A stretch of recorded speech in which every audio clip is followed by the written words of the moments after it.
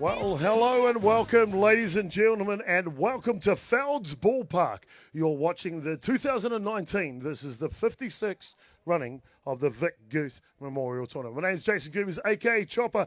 Let's get underway here. We're going to announce the teams onto the field, and the visiting team will come out first out of the dugout. Let's get the batting line up first, and then the reserves, and that will be the team from down in the 04 Hutt Valley Dodgers. Leading off for them will be number 1, Joel Evans. Hitting 2 at shortstop will be Joe Farizo. Hitting in 3 will be the centre fielder Campbell Naribu. And clean-up hitter will be at third base, number 21, Gareth Cook. And the left fielder in this one will be number 12, Corey Timu. And listed as a designated player, we'll see if he's the pitcher, number 37, Josh Pettit. And at first base, starting for the Dodgers, will be number 9, E.J. Albright.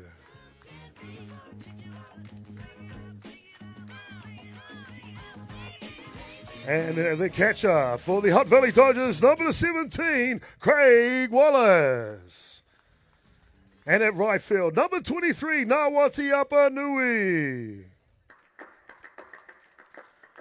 Listed as the pitcher, number 11, Regan Manley. And their substitutes, number 8, Jono Little. Number 19, Liam Moody Johns. And number 38, Jared Gillard. The Hutt Valley Dodgers are coached by Craig Wallace, the player coach, and manager Trevor Evans. Ladies and gentlemen, I give you the Hutt Valley Dodgers.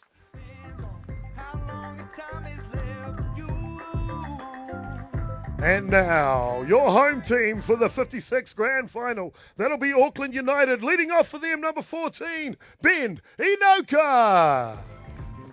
Take it in, but don't look down. I'm on top of the world. At shortstop, number 19, Tyson Byrne. Their designated player in this one, number 20, Thomas Inoka. And hitting up in the cleanup spot, their right fielder, number 18, Alfonso Vinikovas. Their starting third baseman, number 24, Ruben Torpia.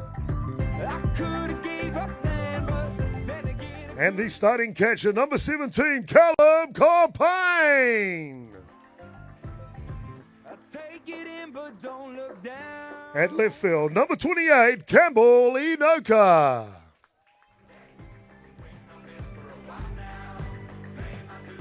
And in the hot corner first base will be number 7, Isaac Fletcher.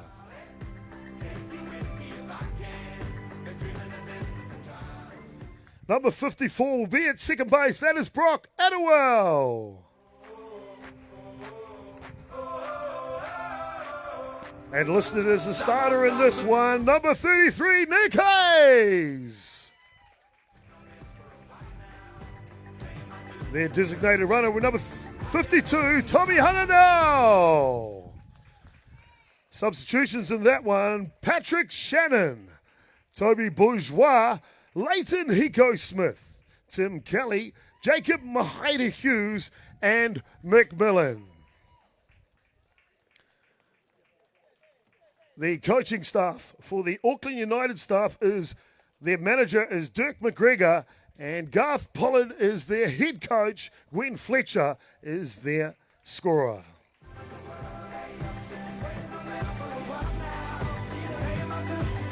Ladies and gentlemen, I give to you Auckland United. Ladies and gentlemen, the officials in this one. At first base, officiating in the grand final here, will be Dave Beaumont. At second base will be Mark Porteous. At third base, Dave Fortin. And with the call behind the plate, balls and strikes all the way from Australia, Darren.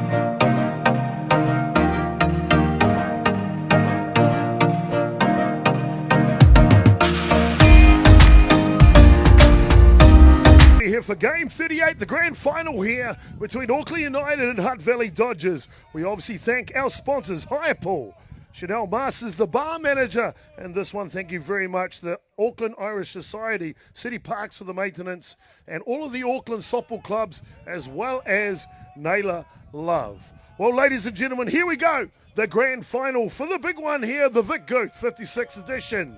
It should be a beauty. Nick Hayes will go to Joel Evans for the first pitch of the ball game. Strap yourselves in. Let's get rocking and rolling.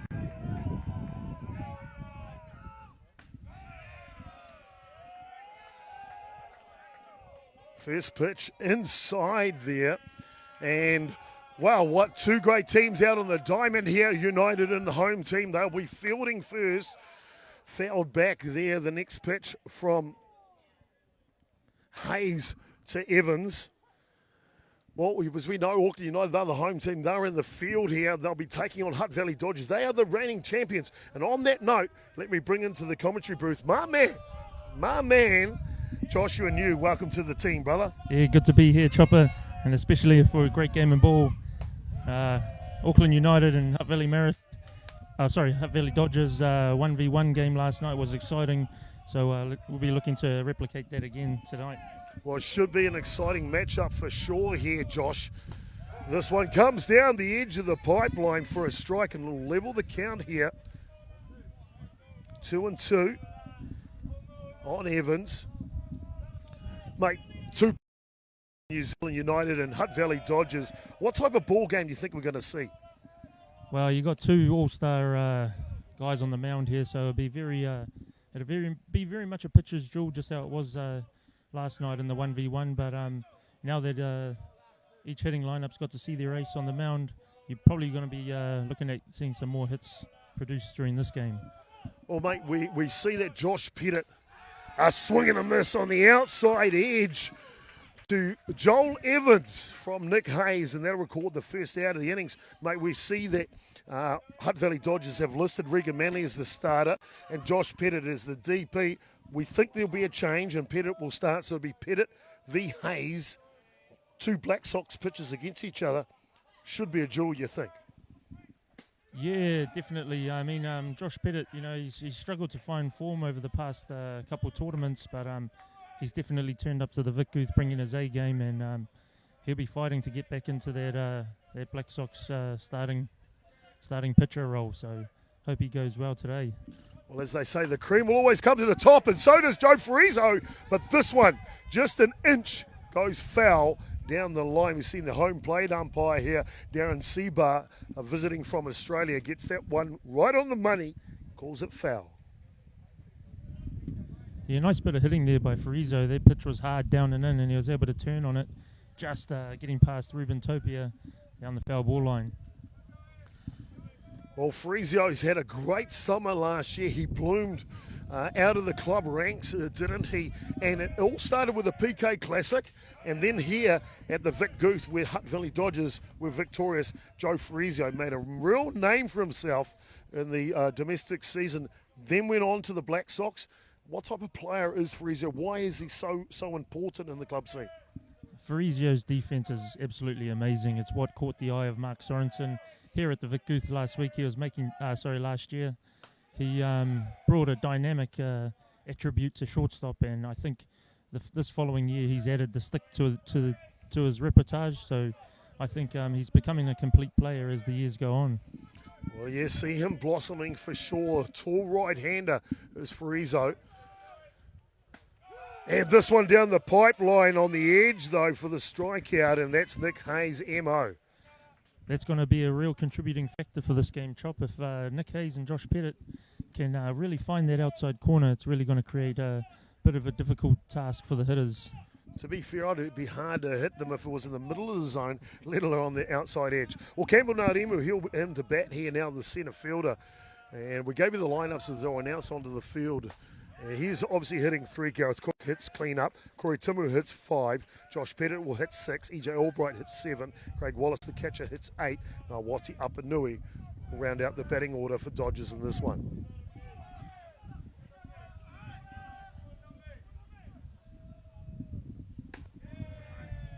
First delivery to Narimu is high.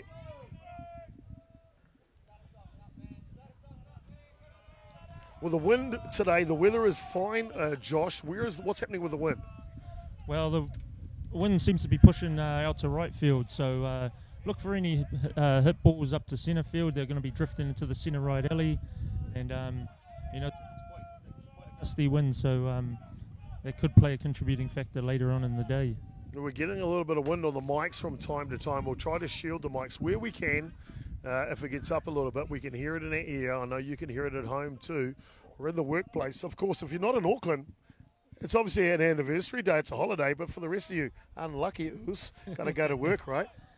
Yeah, it's a fortunate thing. I mean, Wellington had their one last week with the PK Classic, so Auckland gets their turn here with the Vic Guth. And Hayes finishes off Narimu on a hard drop ball on the outside edge. And that'll do the top of the first innings. 3 batters up for the Dodgers, 3 batters down. Nick Hayes gets off to a good start in this one. We'll go to the bottom of the first when Auckland United will have their first turn at bat.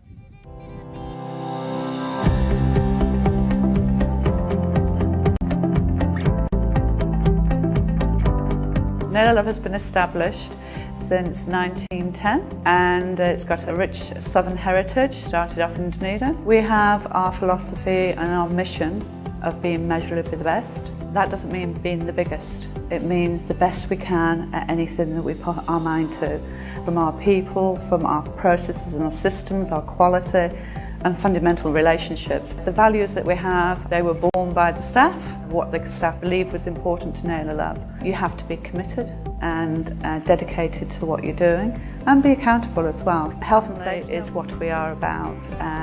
I think that's a point of difference about Naylor Love. It's not just about the buildings we build, it's about offering people an opportunity and growth within the business. If you want to work for an organisation that put people at the heart of the business, and that you are passionate and driven, Naylor Love would like to hear from you. We want those sort of people in our business.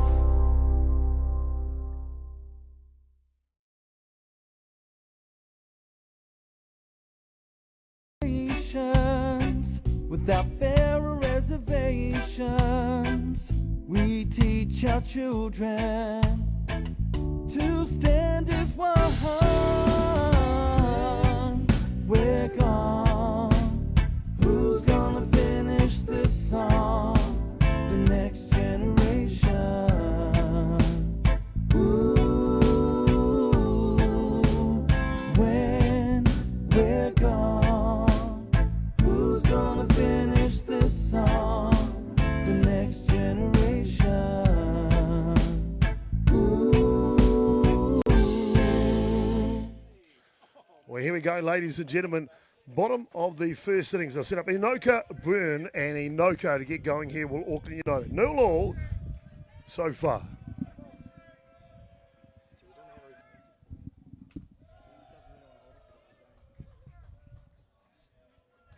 First pitch low. Josh New in the booth here. He's going to take care of you for a little bit here.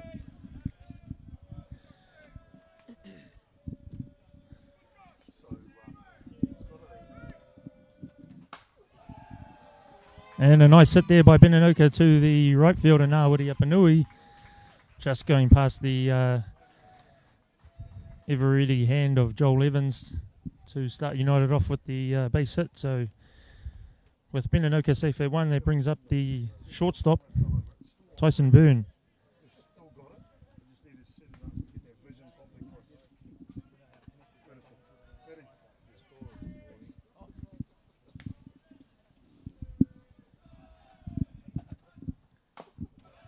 And a bunt there, barehanded by Gareth Cook, and mishandled throw there to 1. Tyson Byrne takes first as Beninoka advances to second base. Well, crafty play from Byrne, drives it into the ground hard, and Evans had to hold up a little bit. He thought it was going to be pop over and go to him at second base, so he was slow to get the 1. Gareth Cook bare hands it to make that throw. No one there, then that's why it comes out of his hand there. So United off to a fly here, no runs, but the first 2 batters get on, Josh.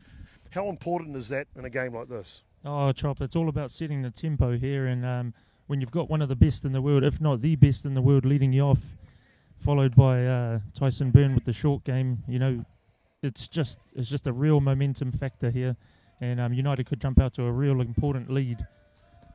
Well, they'll send up Thomas Inoka, the designated player now, with no outs in the top or bottom of the first innings here to Auckland United.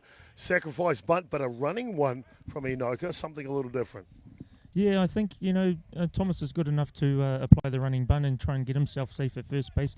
Could really cause some havoc for the infielders, but, that's one of the benefits of these such experienced hitters is they can do it all, running bunts, sacrifice bunts, and hitting it hard with power. Well, he sets for the next pitch from Josh Pettit, and as we said, the starting lineup, they made the switch from DP to pitcher. Pettit was listed as the DP. He starts the game on the pitching mound. They've done that all week, has Hunt Valley Dodgers, and putting their ace Pettit on the mound. Yeah, it's just the security factor, really. If Josh Pettit finds himself getting into trouble,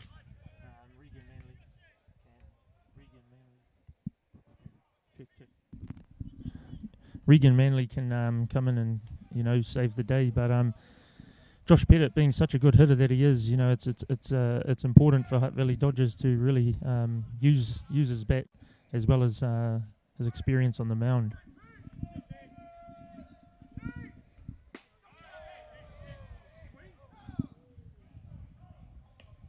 And a 50-50 check swing there. Goes to check that with Dave Beaumont at first base.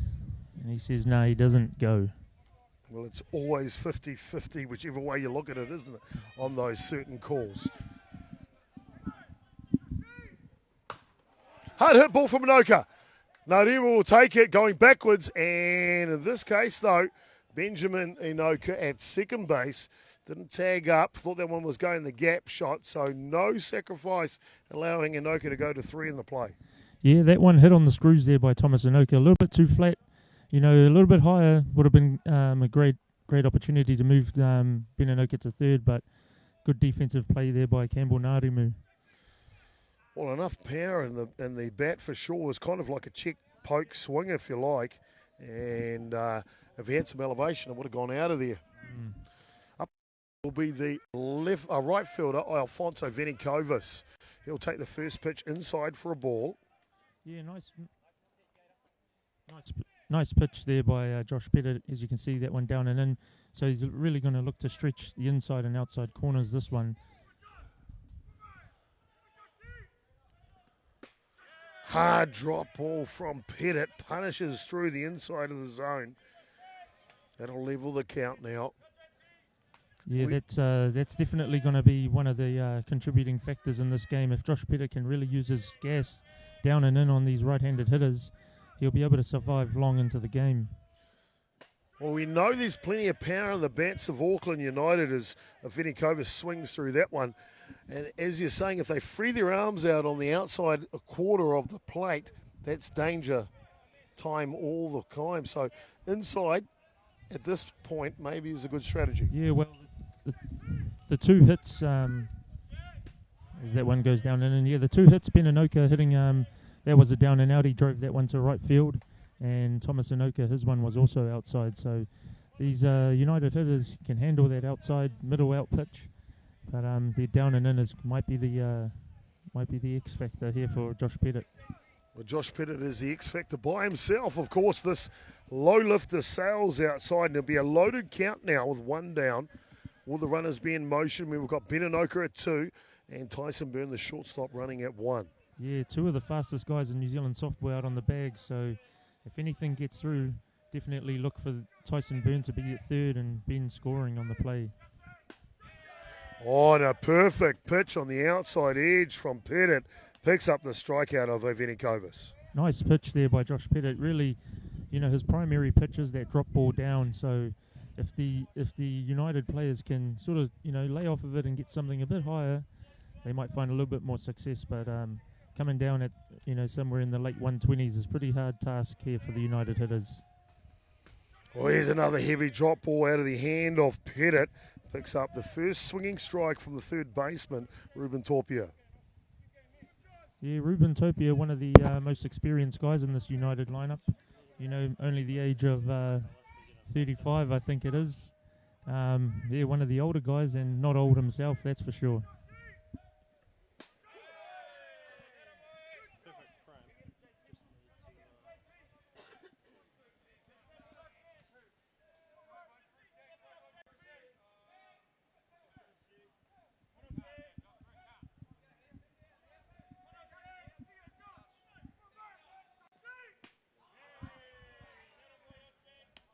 Nice pitch there by Pettit, just missing the outside corner.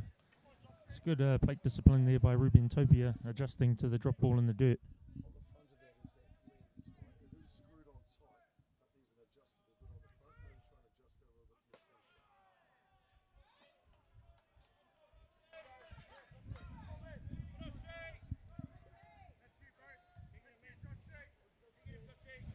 Well, Pettit looks good on the mound here at this point. Scoring position is Anoka at 2. Byrne would be the extra one at 1. Drop ball on the inside. This one a little high, just missing. That's a great pitch there by Josh Pettit. Like I said, he's trying to establish that inside corner. If he can really have success with that inside corner, it's really going to be a thorn in the side of this United side. But unfortunately, home plate Darren Sieber did not give him that one. Well, an interesting conversation with... this one grounds back to the pitcher. And it's earmailed to first base, and that'll let in the first run of the ball game, and probably 2. Does Byrne come in as well to score? Or will he go back to third base on the plate? No, Byrne will be safe at third base on that one as the ball went out of bounds.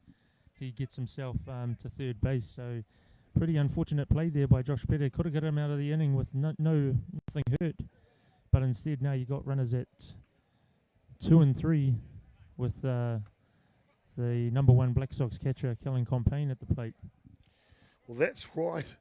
They open the scoring here, does Auckland United. They pick up a run in the bottom of the first innings. The throwing error from Pettit will allow 1 run to score.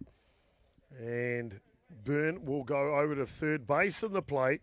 Torpia will go to 2 on that throw as well. And, of course, they'll bring in the designated runner for Torpia at second base. That'll be Tommy Hunter now. Byrne thinks he scored. Thinks he's around 2 in the throw. So he's going to stand his ground. Tyson Byrne will come back out to third base, as adjudicated correctly there. And with a designated runner at second base, with 2 outs now, they have 2 runners in scoring position to Auckland United. They open the scoring in here, 1-0. They'll set up the catcher, Callum Compain. Yeah, good opportunity here for Kellen Compain to come through with a couple of RBIs. Really set this game alight for United if they can head into the top of the second, leading this one 3-0. It's really going to be a real pain for Hutt Valley Dodgers. Well, they get a gift there, don't they? The throw from Pettit, we see that so often from pitchers having to field their position. It's hard to throw it overhand after delivering so fast underhand. Yeah, I've played with a couple of internationals in my softballing career and found that many pitchers who are so used to throwing underhand cannot throw to first base. So Josh Pettit, I'm sure he's a talented athlete. He doesn't have any problem throwing it to 1, but on that one, I think he just rushed it just a little. Well, just talking about that, talking about an athlete, we've noticed Josh Pettit, and he is in a regime of fitness right now as he picks up the edge of the strike zone, 1-2 the count on Compain. Mate, he's looking sharp, he's fit, he's eating good food, he's hitting the gym. He tells me sometimes twice a day, mate. Oh, wow. Real athlete at that. I mean, there's the nice pitch on the inside corner, just missing. Yeah, rumour around the mill was that Josh Pettit is really, really, really trying to push for that World Series team for 2019. So it's definitely good to see him up here competing at his best, because, I mean, if he's at his best, he's only making New Zealand softball ever that much better. Well, I tell you what, there is 2 years ago, 17, outside edge just misses, does Pettit. And that'll load the count now to Compain. 2017, there wasn't as many candidates that were pushing hard for those 2 starting roles for the Golden Homes Black Sox, but this time around, there are plenty. Josh Pettit knows that. He's working his tail off to become the best pitcher he can at this time and point, because he knows the trip to the Czech Republic in June is only just over the horizon. Yeah, I mean, pitching here, the pitching database that we have here in New Zealand is just getting better and better by the year. So, you know, for the game, it's just amazing to see that there's guys actually out there fighting for the New Zealand Black Sox shirts, whereas in previous years, you know, it was sort of already gifted to certain guys. But out here, you know, with the coaching staff that they have at the Black Sox, Mark Sorensen, he's making sure that every pitcher is on the radar of the Black Sox. Well, they sure are indeed. And it goes up top. Pettit looks to the sky after that pitch. He's not that happy with the walk. And that will load the bases for Auckland United. And time will be called by Craig Wallace. What will he be talking about as he heads out to the mound? Well, Wally will be out there just trying to settle down Josh. You know, obviously the play's pretty basic here. It's 2 down. There's a force at any base. They just need 1 out, and they just need some good location pitches here from Josh Pettit. A little bit disappointed on that last one. You know, he thought that he could have got possibly Kellen chasing that one, but nothing hurt here. I mean, if Josh Pettit can get a ground ball or a strikeout, I mean, they're going to go into the dugout. Not that bad of a situation. Well, already early in the bottom of the first inning, a big, massive point in this ball game. 1 run already scored by United. And now it's loaded bases. The first pitch comes out and clips the edge of the strike zone, but it's Campbell Anoka, the left fielder. He's an accomplished hitter. We saw him in 17 take over from his brother at leadoff position for the Golden Homes Black Sox. What a man to bring up in a loaded bases situation. It's so early in the grand final. Just misses outside with the next delivery, does Pettit. Yeah, those are good pitches there by Josh Pettit. It was really good of him to start the count out with the first pitch strike. Oh, actually, he's followed that up with the second strike. So he's in a real comfortable position here. Can really get himself out of the inning if he comes through here. Boy, oh boy, oh boy, there's something you don't normally see from a pitcher. With 2 strikes on him, loaded bases situation, 2 down. The next pitch was right down the pipeline, drop ball. Got away with that one. Yeah, he looked to establish that inside corner, but he just caught a bit too much of the plate, and Campbell was, with the fast hands that he does have, twisted on that one and pulled it down left. Outside, well taken. Got to mention, we haven't said much about him yet. The receiver in this one for Josh Pettit, the battery partner, is Craig Wallace. And you've got Corey Timu. He's fighting for a spot in the catching role for the Golden Homes Black Sox. But Craig Wallace gets the start here. Why is that? Well, I think with having Craig Wallace behind the dish, it just adds that level of experience as Josh Pettit strikes out Campbell Anoka to get out of that one. Well, he sure does. Pettit rears back and picks up the strikeout of Campbell Anoka. And he'll leave 3 runners stranded. The sacks were full, but they'd already picked up 1 run, had Auckland United. They lead this ball game 1 run to 0. We'll go to the top of the second. Be back with you next.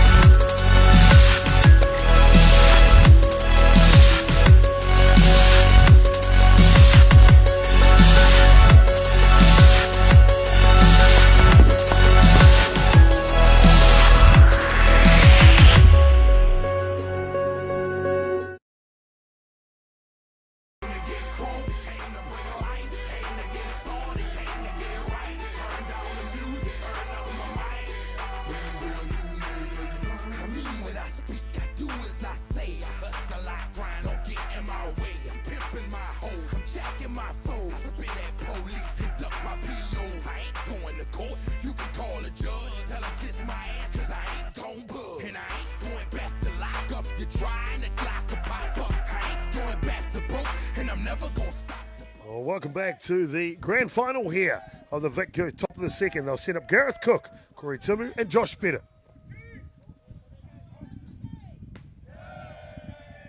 First pitch is outside from Nick Hayes.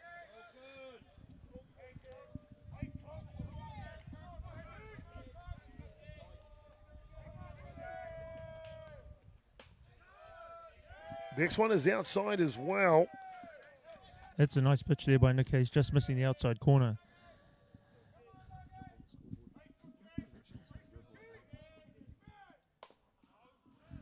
And Gareth Cook fouls that one off, just protecting the zone there. Nick Hayes looking to nibble and try and get the outside corner, trying to establish that outside corner here with Kellen Compain.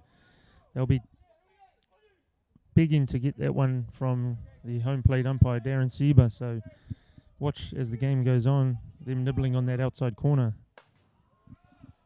And that one curves into the middle there. Gareth Cook just missing that one, fouling that to the back screen.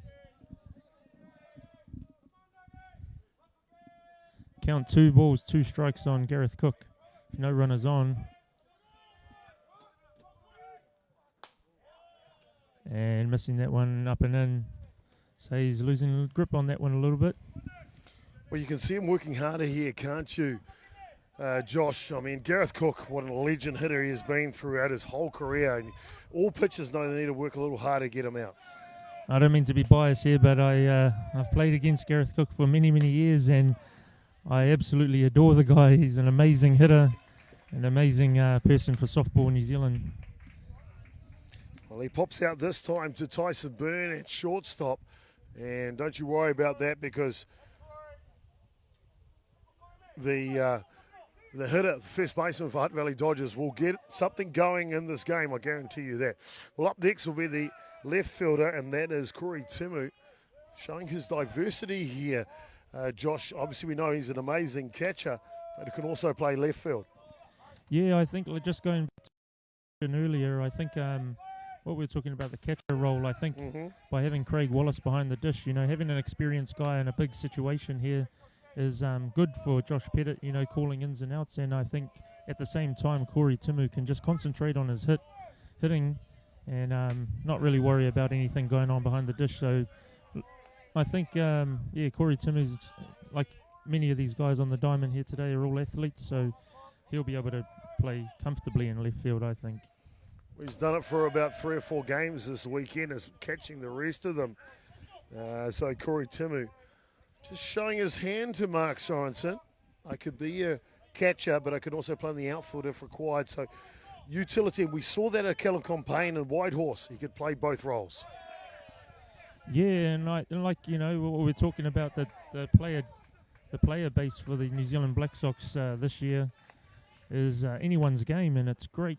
It's great for the game itself. Everyone is trying to become that versatile player, because as soon as you become a one-dimensional player, there's always someone else who can do so much more than you. So it's good to see that everyone's putting their hand up to play secondary roles, as well as still trying to establish being strong at their primary roles.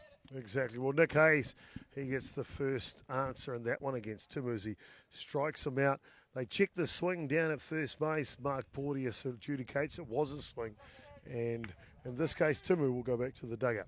Well, the pitcher now gets the hit. We don't see that too often in New Zealand. You definitely don't see it internationally. But Josh Pettit, our international viewers, may not know he's a hitter, but he can hit. Here we go. He's got the first one. It's going back. And is it in the corner? It's fair. It is indeed. And just like that, what about that for a segue? Josh Pettit with a double to left field. Well, Chopper, as you said, not too many pitchers get the chance to hit. And he ends up getting Hutt Valley Dodgers first out of the ball game. So, I mean, you talk about pitchers shouldn't hit. Well, he's just proven that maybe that myth, that theory should be thrown out the door. Great piece of hitting there by Josh Pettit. Indeed. So that pitcher can hit, but don't worry about running, because he'll send out John O'Little, the designated runner, to run for him. That'll bring up the first baseman now, E.J. Albright, for the Hutt Valley Dodgers. But they're trying by 1 run here. They've just given up 1 in the bottom of the first. How important is it for Dodgers to answer right back here in the top of the second? Yeah, whenever a team scores a run, you've always have to try and answer back somehow. And if you can answer back, it's going to be a bit of a seesaw battle, But it's always a momentum factor, If you can get up, you've got to push the other team to get up. If they stay down and you get up again, it's all just snowball effect. So if E.J. Albright can get through here, tie this game up, we'll really have a solid match on our hands. We will indeed. And E.J. Albright swings through that one, a heavy drop ball from Hayes. I tell you what, that thing, I don't know what the radar gun's going on at the moment, but if that was on the motorway, he'd be getting a ticket. Yeah, you're not wrong, Chopper. Nick Hayes definitely one of the fastest throwers here this tournament. Outside misses. Hayes with a smile on his face. He looks happy about his work. Yeah, that's going to be one of the factors for Nick Hayes on the mound. I think if he's happy, he's pitching well, he's confident in his stuff, he's gonna bring his best stuff. So if he can stay confident on the mound, he'll be good for United this game. Hard drop ball on the outside edge. Not tempting enough though for EJ Albright. Yeah, nice at-bat here by EJ Albright to bring this back 2-2 after starting the count. 0 balls, 2 strikes. And a low lifter through the kitchen sink. That'll take care of EJ Albright for the third out here. And they'll leave one stranded with the Dodgers at second base. John O'Little, the designated runner, isn't converted. And we will go to the bottom of the second. Auckland United leading 1-0.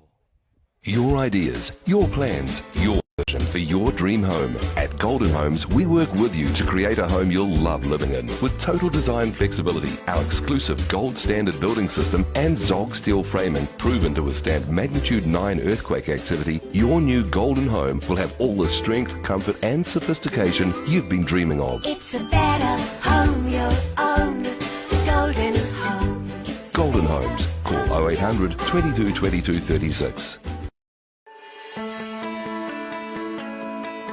Higher Pool has supported me as an employee, basically time management, trying to get to work, the training, using the computer skills that I didn't learn at school. I've really grown in my job by becoming a customer service person to test the gear, make sure that they're all good for the customer to take out to their site, try to grow within the company. Just a place to be here right now.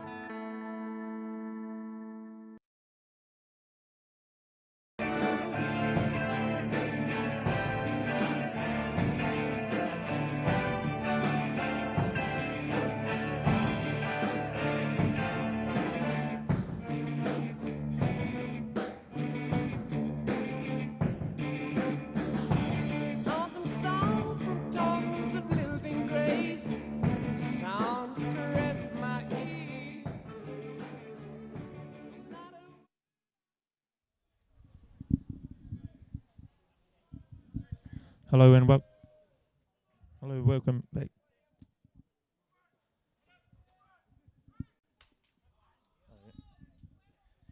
Welcome back to the action. Here's Isaac Fletcher starts us off. He fouls that one back to the back screen. Oh, Isaac Fletcher, the first baseman for Auckland United. Heavy hitter is Fletcher. And he swings heavily through that next pitch. Puts himself in the hole early, though. No balls and 2 strikes. With 1-0 now, Auckland United looking to try and pad their lead early in this one. Yeah, Isaac Fletcher hits that one down first base line foul. Yeah, Isaac Fletcher, like we talk about, another guy fighting to get himself back into that black jersey. He's had a decent tournament this one. And if he can really get a couple of hits for his team here, he won't only be helping his team, but he'll be helping his chances of getting into that black shirt, definitely against quality pitcher Josh Pettit. Drop ball outside, misses for a ball this time. Moves the count now 1-2 on Fletcher. Well, you mentioned Fletcher fighting for a spot in the Golden Homes Black Sox. He is in one of the 2 squads that will be playing at the TB Challenge Cup. That is February 8th to 10 at Rosedale Park. Yeah, that'll be a great tournament, Trop. I mean, getting Japan and Australia here as well as 2 New Zealand Black Sox teams, I think it's going to be just another level of softball altogether. Well, exactly. 2017 silver medalist Australia are coming. World number 3 Japan are coming. It doesn't get any better than that. The Golden Homes Black Sox B team, boy, oh boy, the fireworks will go off at Rosedale Park. Oh, let me tell you, Trop, I think that New Zealand Black Sox B team could beat some of the top 5 teams in New Zealand around the world. So there's definitely no B team to call it. I think you're going to have all-stars all around the park. This one just outside the low lifter, doesn't catch the zone. Will fill up the count on Isaac Fletcher, mate. They've told me what's going on there with all the preparations. This will be the biggest event that Softball New Zealand has put on outside of a World Cup ever. They are going all out on this one. Oh, that's amazing. They tell me they've got it all going on, and the swing comes off the edge of the bat, fouls it. Tip, no, it doesn't. He misses it, just comes off the glove, apologies, and that'll retire Fletcher on strikes. Yeah, nice pitch there by Josh Pettit. Unfortunately, he's not finding his best stuff here today. He's throwing a lot of pitches in the first couple of innings, so he'll be trying to look to really find his best pitch, that down ball on the out and in, and really cut his pitch count down and go straight at these guys. He sure will indeed, and just because I take care of bring the scoreboard back for my man, Will Micklejohn, doing the video switching on this one. And I hope you're liking the smooth action. Will works for Sky TV and a number of different events, including the Warriors had a chance to go away with him this winter into the booth and the trucks there at Mount Smart Stadium for the Warriors production. Got to say, very, very impressed. Change up gets the front elbow of Atiawa. He'll go down to first base with a hit pitch. One down here in the bottom of the second innings. Again, we'll try and shield our microphone from the wind where we can. You can obviously hear that in our ear, and I'm sure you can hear that on your phone or device or 50-inch TV if you want to put it up on there, right? Chromecast, however you roll. Just great to have you along for the broadcast. Yeah, that's an unfortunate mispitch there by Josh Pettit. I mean, he's hit the number 9 batter to bring up probably the best hitter in the world, Ben Inoka. So we'll see how they establish this at bat here. Oh, and Benjamin Inoka just missed that drop ball. Anytime a batter goes underneath a drop ball with a full swing, that's got to make a pitcher clench his teeth. Yeah, Josh Pettit knows he got away with that one, but at the same time he's ahead in the count, so now he's got some pitches to work with here. Change up bounces, comes off the shoulder of Wallace behind the dish, will allow the runner to go down to second base. And in this case, that Atiawa is not out there anymore. Of course, the designated runner came on, that is Tamihana now. Yeah, as you can see, Craig Wallace there behind the dish calling 2 change-ups in the past 3 pitches. Fortunately, one hit Brock Atwell, got him safe at 1, and that change-up in the dirt. It is going to be one of Josh Pettit's pitches that he's going to need to locate because he's going to have to change paces here. If these guys are on his pace, you know, the United guys aren't fooled by speed. They're quality batters. And Josh Pettit needs to really locate that change-up to have better success against these guys. Well, we do see the change-up coming into the New Zealand pitcher's psyche, or apertoire, if you want to call it that, is that they develop that as they get. Oh, was that a knuckleball? Yes, there was a knuckleball. I think Wally went out to him and said, "Hey, mate, you need to throw a change-up," and Josh says, "I can't." So he says, "What else you got?" A knuckleball. We'll throw that one in there then. Fair enough. I haven't seen a knuckleball at this level for so long. Oh, wow. There you go. Craig Wallace with something out of the pocketbook there. The knuckleball to Ben Inoka fell back. Hard low lifter, and it grounds out to Friso, and he will throw a laser to first base to erase Inoka. Yeah, nice play there by Joe Friso. I mean, anything hit his way is pretty much going to be out at 1 all day. So that brings up to beat now Tyson Burns. So is that 1 out? Well, I tell you, I worked with his father, Joe Sr. Friso, and I was going to ask him if his middle name is Dyson because he vacuums them up left, right, and centre with anything hit his way. Great to have Joe Sr. in the booth too. You know, that accent and his passion of the game. Boy, oh boy, he was fun to work with. Oh, it was great hearing him on the mic last week. I mean, just by having that American accent makes everything sound a little bit more professional than it actually is. Yeah, it is indeed. There's another knuckleball, this time to Tyson Byrne, the shortstop. 2 down here, bottom of the second. United already have 1 run scored in the bottom of the first. They're trying to convert another. Tamihana now only 60 feet away from doing that. Hard lifter on the outside, not tempting enough for Byrne. I'll tell you what, it's great to have the crews around the country. We obviously know the Rosedale crew's been established last year, and we're about to get rocking and rolling as we head towards the TAB Challenge Cup. Great to have you in the booth with us here now. We've got Will Wilkerjohn on the video switcher and Josh New here calling the colour commentary from the Rosedale commentary crew. But we're setting these up across the country. The 04 commentary crew, we're talking about Joe Farizo. Hard, heavy drop ball from Pettit to Byrne. We'll level the count now. But with Damien Collins down there, Gary Lauhihi, Naomi Shaw jumped in the booth with us as well. There's Stacey Taylor down there, Tommy Downs, Chanel Masters, Dallas Parker. Everyone across this country just putting their hand up as Pettit just drills that one down the edge of the zone to pick up the strikeout of Byrne, and that'll keep them stranded at third base. Auckland United, and there'll be no run scored in the bottom of the second. It is 1-0, and United are leading this ball game at the moment, and we will be back with the top of the third in just a short moment. He might not look like much in an apron, but that's John Miller, loving husband, relatively reliable plumber, and holder of the Bledisloe Cup and 2 Investex Super Rugby titles. Don't let the heels fool you. Wendy crushed 2 of the biggest names in men's tennis to go all the way at Wimbledon. Tony, one of New Zealand's most impressive multi-sport players.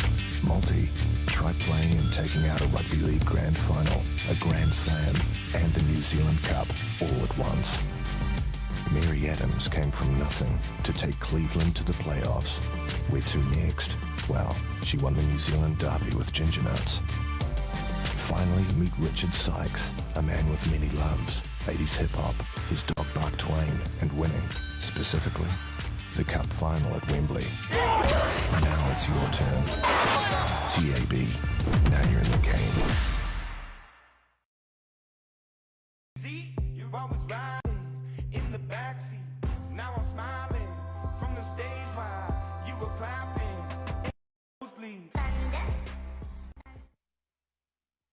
Here we go into the top of the third innings. It'll be Craig Wallace, Apanui, and Evans to bring the thunder as we get going. 1 run down.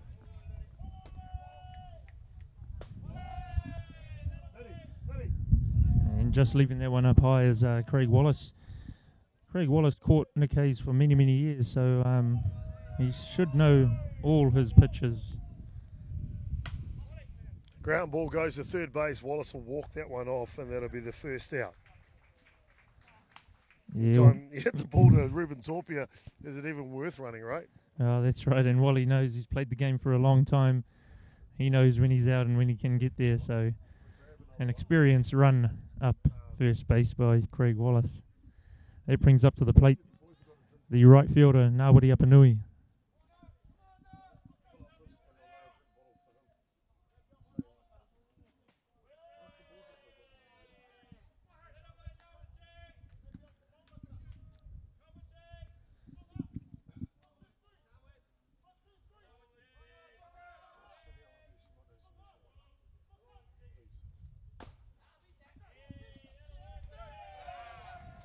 And Apanui, we see him do it so often, Josh. He just stays late in the hole there as it comes through the zone and pokes it the other way. Again, another single to Apanui.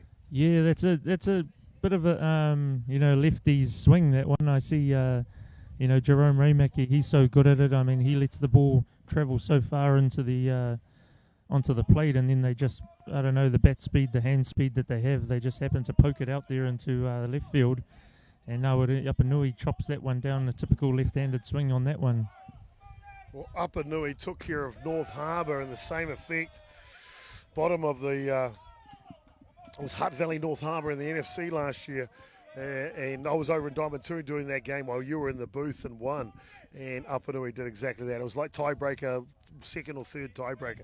And he just takes that one late, pokes it the other way, wins it for Hutt Valley over North Harbour. Yeah, that high chopper that, we call it the Dean Rice special. Chops that one into the dirt high. And by the time the third baseman or shortstop can get it, they're safe at one all day. Well, with only one out here in the top of the third innings, the score is 1-0 to Auckland United. With John O'Little in to run for Apanui at first base, Joel Evans stepping in here. Oh, hefty swing from Evans. Yeah, it was a good battle last night, seeing Nick Hayes going up against Joel Evans. You know, they're long-time buddies, Black Sox and ex-Hutt Valley Dodger member Nick Hayes. So it's a bit of a battle here, friendship and team against team. Whoa. I love that type of pitch, to be fair, Josh. That was kind of like, okay, buddy, if you want it, here's my best pitch. I'm going to throw you that lifter right on the leaders. If you can hit it, you got it. This time, Hayes wins. Great challenge pitch, yeah, that's for sure. Drop ball down low. And that just shows the composure of Joel Evans. Doesn't go fishing at it. That'll give him a loaded count now as a reward. John Little at first base with one down, maybe in motion. And he gets him. Hayes gets him. That lifter, low lifter on the inside edge will freeze Evans and send him back to the pine. Yeah, Joel Evans had a slight look back at the umpire there, but I think he knew that, you know, on that 50-50, he's good enough to try and get some bat on ball, but he'll let that one slide and he'll get another opportunity later in the game to have some redemption.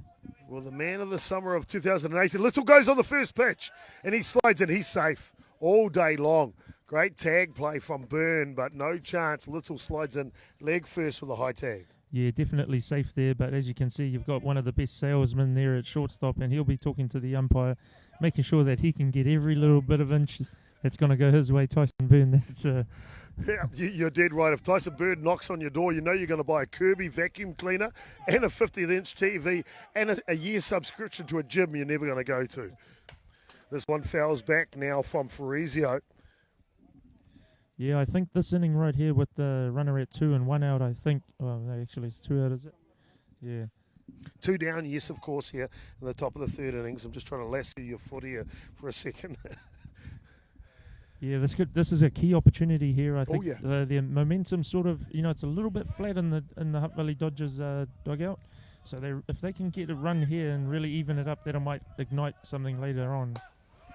Faurizio puts everything he's got into it. Almost spins onto his back like a spinning top. I think he wanted to make the score 2-1 on that swing chop. Just a little. 1-2 now on Faurizio. Little at second base, and Faurizio will step out. Take his time. That's a veteran move right there. 2 down here, top 3. Trailing by 1 of the Dodgers. And it's a drop ball that gets him.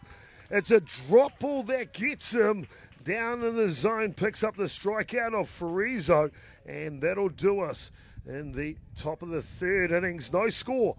Little is stranded at second base. We will have to go to another innings here. We are tied up 1-0. Bottom 3 coming up. Your team lose again, bro? I've never seen a ball bounce like that before. The weekend's for calls. Make yours at tab.co.nz.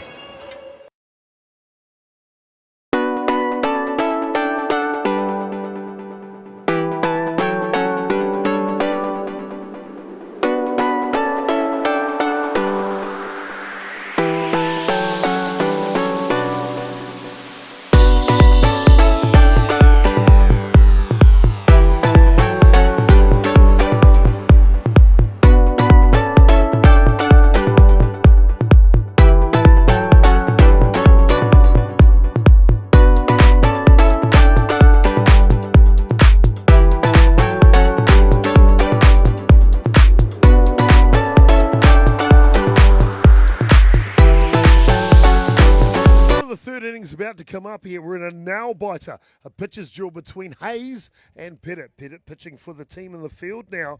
That is Hutt Valley Dodgers taking on Auckland United, the home team. This is the grand final of the 56th edition of the Vic Guth. Settle yourselves in, put your seatbelts on. This one's a rocky road. 2 hits apiece, 1 run to Auckland United. They will send up Inoka, Oveni Kovis, and Torpia. Let's get going in the bottom of the third.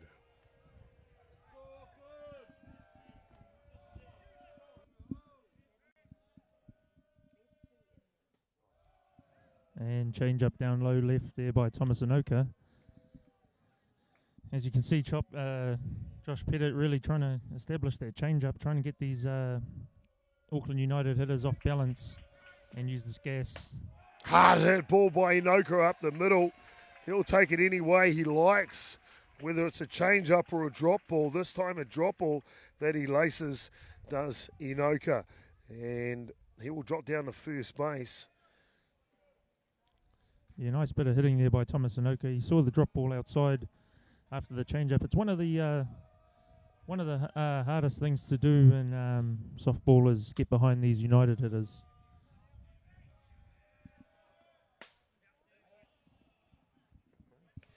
That one comes through the edge of the zone.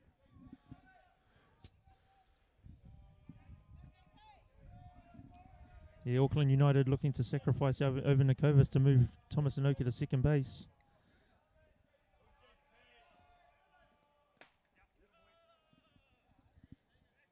And missing the bunt there again is over Nikovas.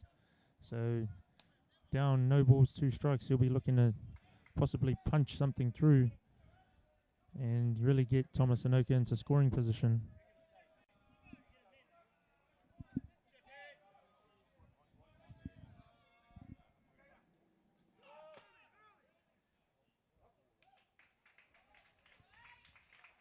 And a strikeout there on the foul tip, but because Craig Wallace caught that one, it stays live, and Thomas Inoka slides into second base on the steal. And he'll be allowed to stay at second base too, right? Yep, that's right. On the foul tip back to the catcher, if he catches it, it stays as a live ball, so Thomas Inoka swipes second easily. Thomas Inoka, I bet you he's saying to Josh Pettit right now, that's a stolen base, buddy, just saying. Yeah, it's one of the best things about softball. I mean, is as much as they're enemies on the diamond, there's still a little bit of friendly banter between these Black Sox and ex-teammates. Got to say, that was one of the things I enjoyed about the game, my friend. Smack talk. Always plenty of fun.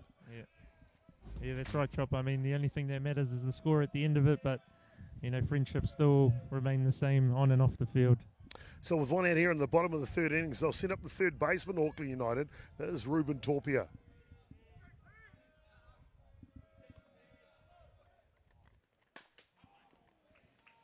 Just missing that one, Ruben Topia, yep. Oh, he had one thing in his mind, right?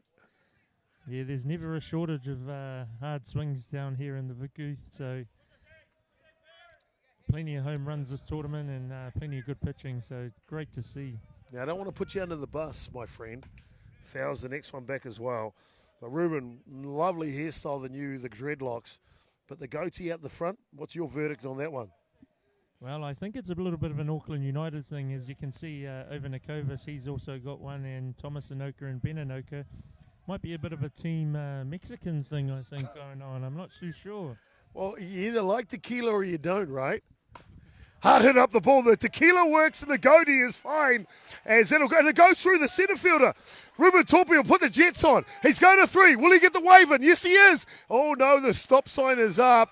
And Torpia comes up large. Goatee or not, that's a good hit. Yeah, nice bit of hitting there by Ruben Topia. Josh Pettit just getting out of his fingertips and slides out to the centre fielder, and the centre fielder is playing it and getting to the fence allows Ruben Topia to get to third base, but you know that play is just it's a tough play to make as a pitcher, but just missing, you know, getting the out at 1. They'll just check to make sure that he touched second base as he went through there, Torpia. But at this level, we know that a centre fielder will try and throw out the runner from 2 at home plate. And that's what Nate Emil was trying to do. It skips off his glove.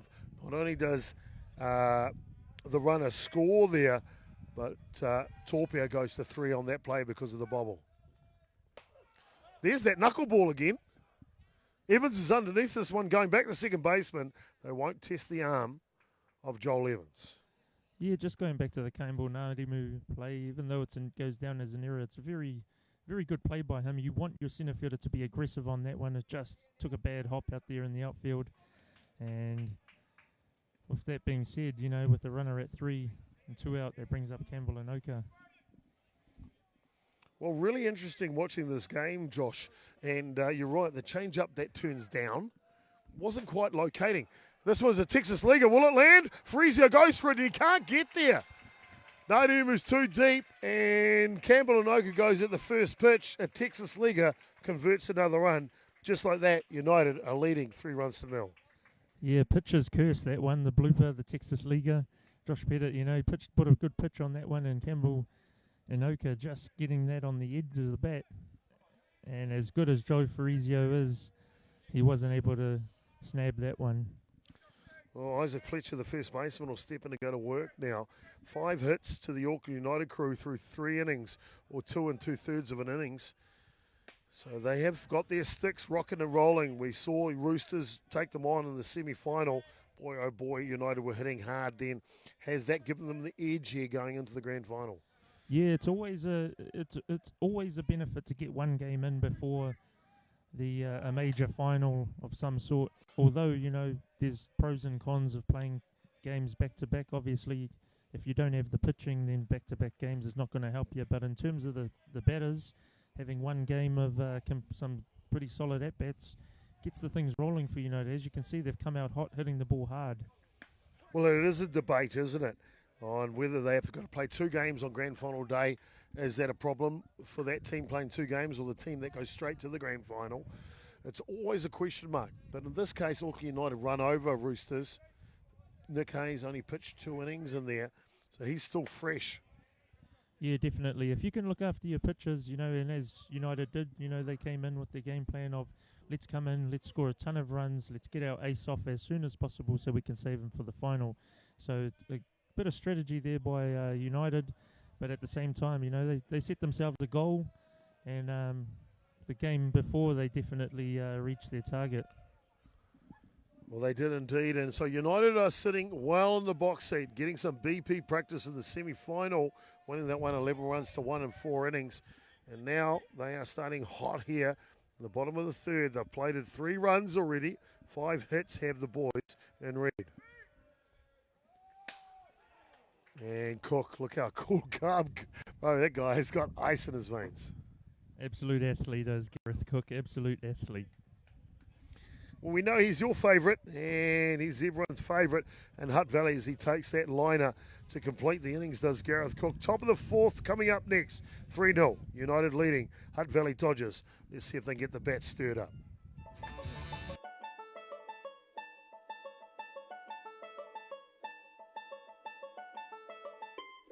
G'day, my name's Brent Mulholland. I'm the Managing Director of ELE. I guess what makes ELE quite different from others is all of our people have a technical and management skill set in the sectors that we operate. So ELE as a business operates in the civil, transport, construction, engineering and oil and gas sectors.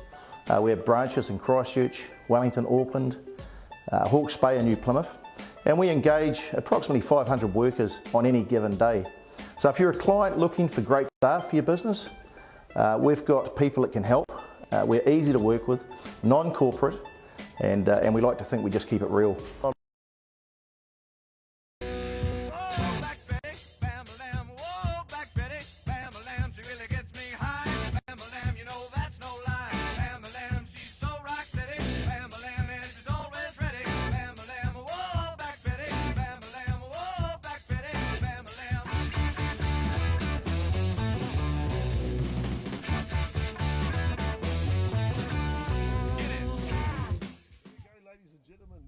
Here we go, ladies and gentlemen. Top of the 4th innings here. Nadia Campbell will hit first.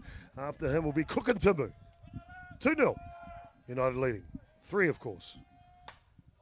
First pitch from Nadia will foul back. 3-0 the scoreline. Auckland United leading here. Top of the 4th innings.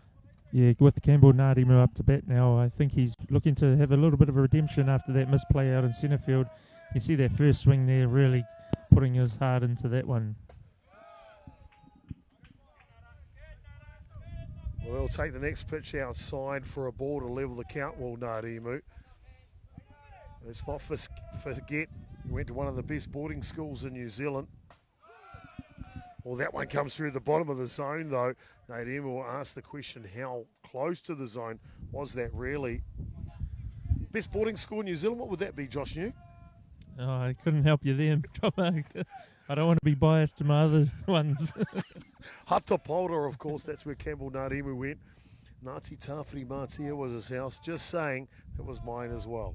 I might be a little bit biased when I talk about Hatapola, but that's because it's a great Māori boarding school in the middle of the North Island. Outside now for a ball. That'll level the count 2-2 on Ngāti.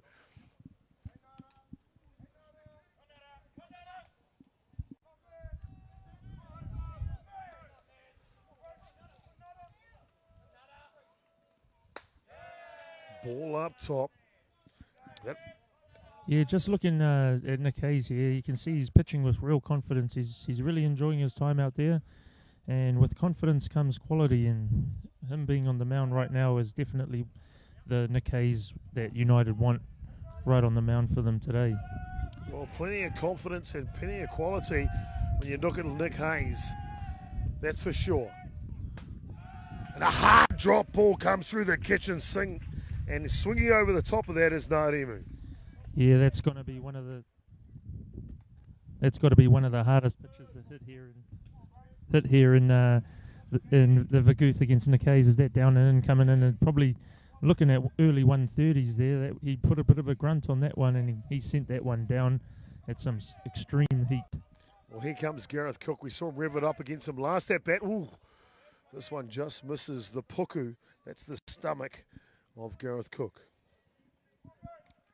Yeah, interesting pitch there by Nick Hayes. Looked like a slower delivery on the inside hands.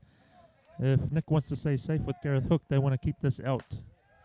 Well, there's that one outside. They'll check the swing. They'll go down to third base. Dave Fortin down there says, no, it's not. There'll be 2 balls now. Dangerous situation for a power hitter of Cook. Yeah, Gareth Cook, one of the most complete hitters. I mean, anything on the inside just causes pitchers nightmares. Fouls that one off. Hard drop ball on the inside. Doesn't want Cookie to free his arms. Got to say, he's a fan favourite of the Rosedale commentary crew. Ricky Early loves him. He wants him in the Black Sox. And Joshua New, that's his man out there at the moment. We talked about Cook. He's going to do something good in this game. It's just a matter of time. And it's up. This one's a fly ball. And they're happy with it as Hayes. And it's a basketball catch at centre field. That's not orthodox, but it's an out. Yeah, a little bit of miscommunication out there. I think you got Tyson Byrne coming out, Campbell Anoka coming over, and Ben Anoka. And I think Ben Anoka says, if you guys aren't doing it, I better do something. Makes that one on the one knee. Well, I think in the end, for Campbell Anoka at left, made the right decision. Remember, that wind is blowing out and towards centre field. So it's got to fade into Ben Anoka there. That ball comes through the edge of the zone on the new batter here. That's the left fielder, Corey Timu.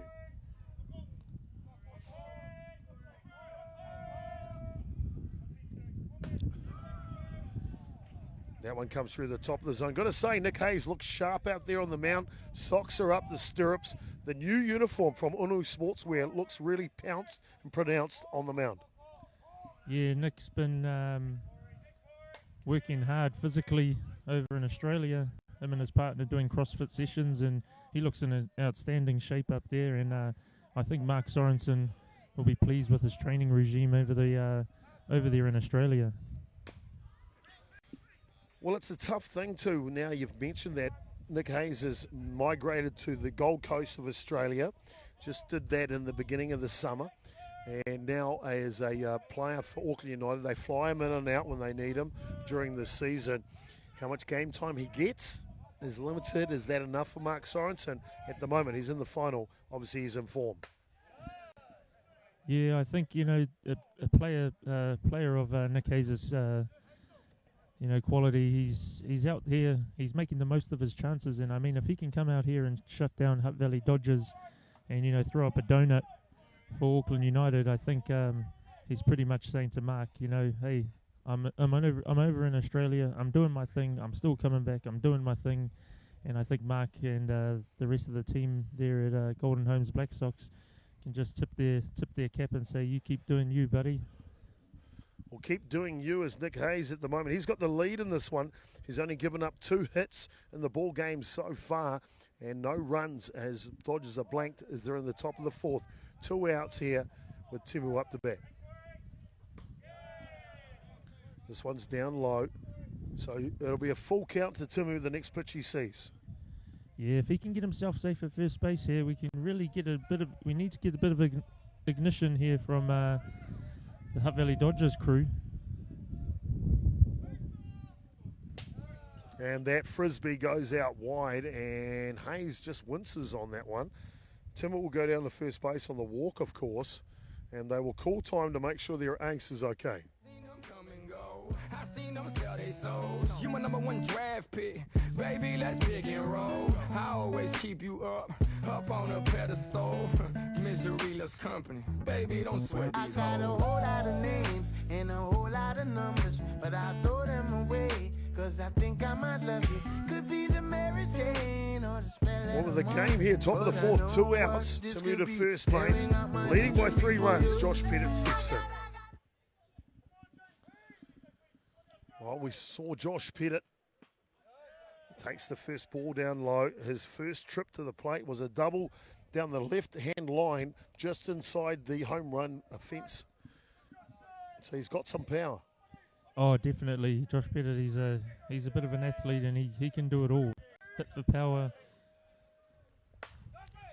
He goes the same way again, but this one will go straight to Campbell Anoka, and that'll be the 3rd out as he flies out to Anoka. And that'll complete the innings. The Hutt Valley Dodgers still can't crack the egg, and they are left with no runs here. Auckland United have 3. We'll go to the bottom of the 4th to see what's going to happen next. The long weekend is just around the corner. If you'd rather be doing this, but your better half wants you sorting out this, come to Highall. We've got hedge clippers, water blasters, chainsaws, lawnmowers, telescopic pruners. We got all the gear for all the jobs, and we're open for the long weekend.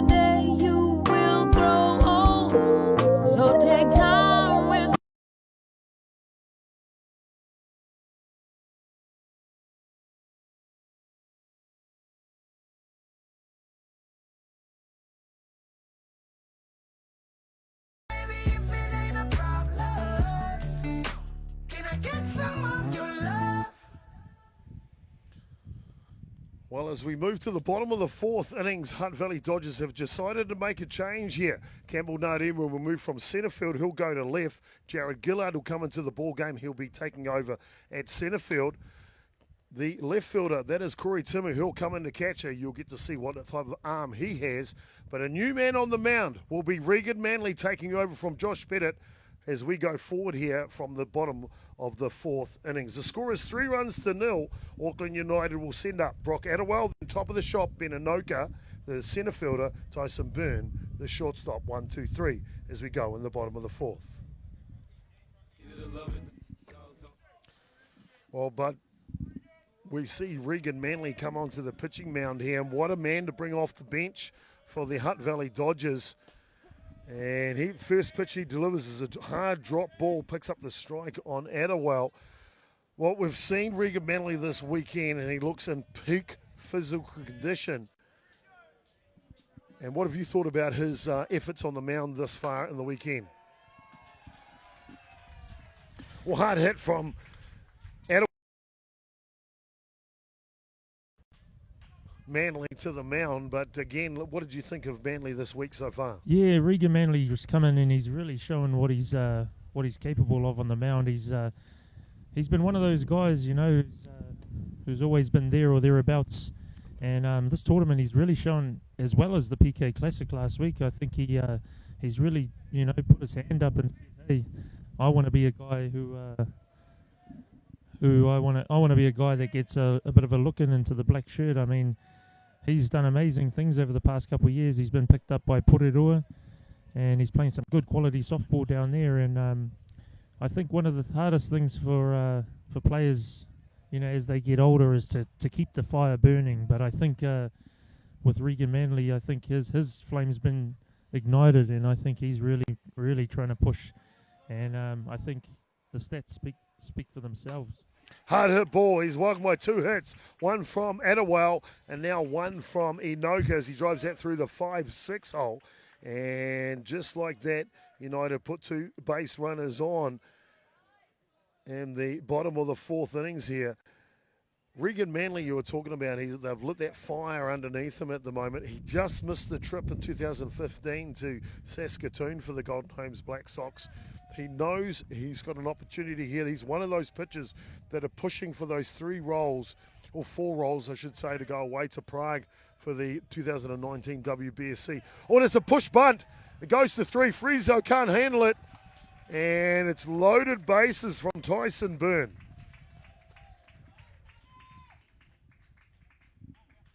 Yeah, nice bit of hitting here by United to really jump out and really go after Regan Manley here.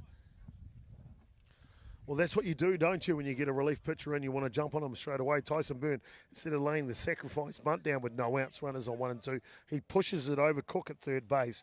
Now they've got a loaded bases situation. Friezo, though, almost corralled it. How does he do that from shortstop? Oh, I've got no answers for that one, Chop. I think I know a lot about softball, but when it comes to Friezo's talent at shortstop, I got no answers for that.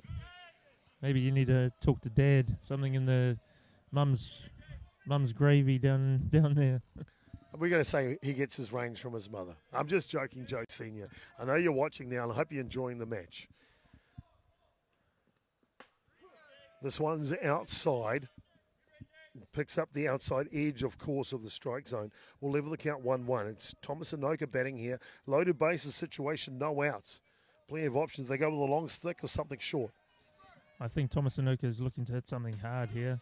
That's an interesting pitch there by Regan Manley. He's got a bit of a curveball going on, rather than the traditional up ball. That one seems to be curving a lot more. Well, it is indeed. And that's one of the things about Regan Manley. He's a pitcher's pitcher. He's a senior veteran. He's mastered the craft of pitching. And there's a real difference about that. There's a guy who can throw hard. He's got good rotation, maybe good location, but he's a clever thinker. He's a pitcher's pitcher. And we saw those senior veterans for the Golden Homes Black Sox. Let's talk about Mike White now. Pitches a perfect game in his last game for the Black Sox in Midland, Michigan to win the gold medal there. We talk about Marty Grant pitching a no-hitter in the grand final against Japan in South Africa in 2000. You can see these veteran pitchers, if they know their craft, how deadly they can become. And Regan Manley is definitely one of those candidates. Yeah, look at 17's World Series, and they had a bit of youth in their pitching staff. You got Campbell Gibson, only a young guy, not too much experience. Then you got Nick Hayes, and then you've got Josh Pettit, and Carl Gollan was really the experienced guy. And I think that's where Regan Manley, if he can perform well over the next couple of tours, next couple of tournaments and that type of thing, really open eyes, and he can add that experience on the mound for the Black Sox. He could be a surprise selection for sure. Could Regan Manley?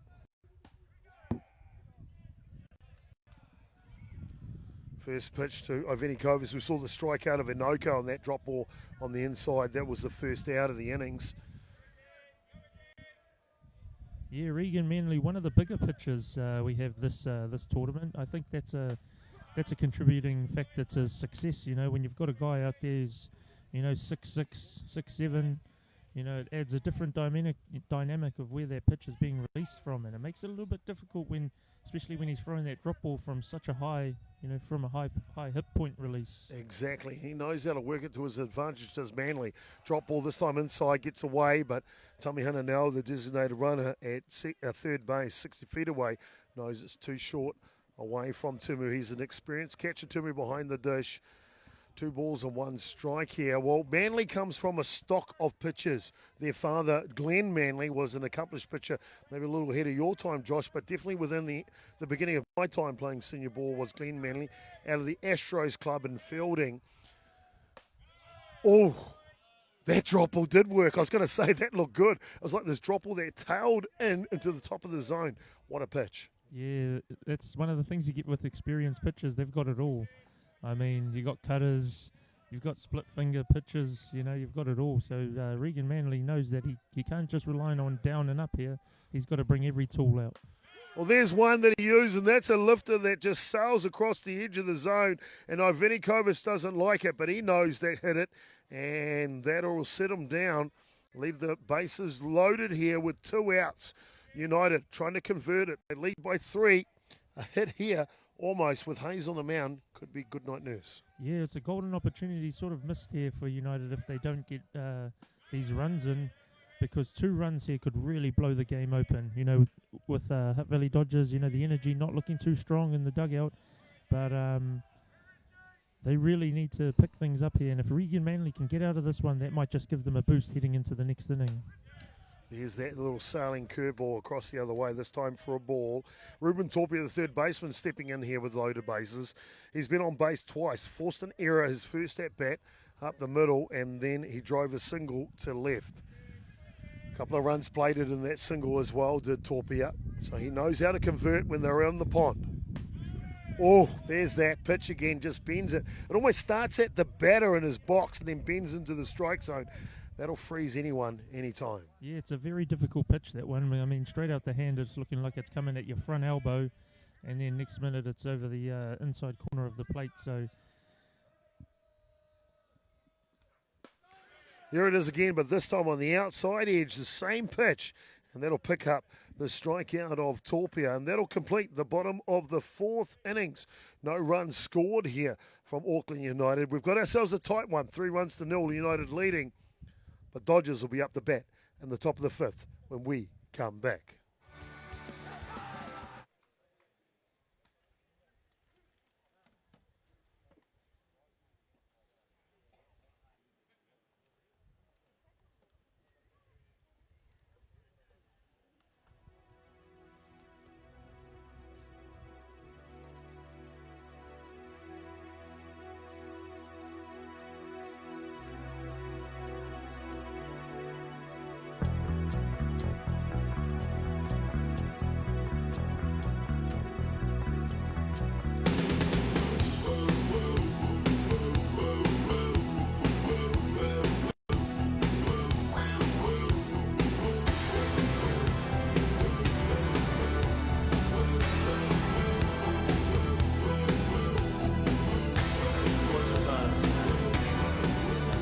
Well, welcome back to Fowlds Park here. This is the grand final of the 56th edition of the Vic Guth. I'm Jason Gerbes, a.k.a. Chopper. In the booth with me is Josh New here. We've got ourselves a beauty.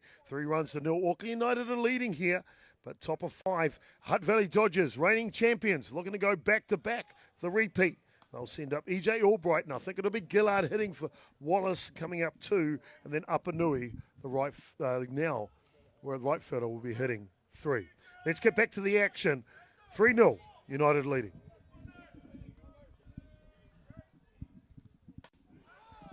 Big swing out of EJ Albright.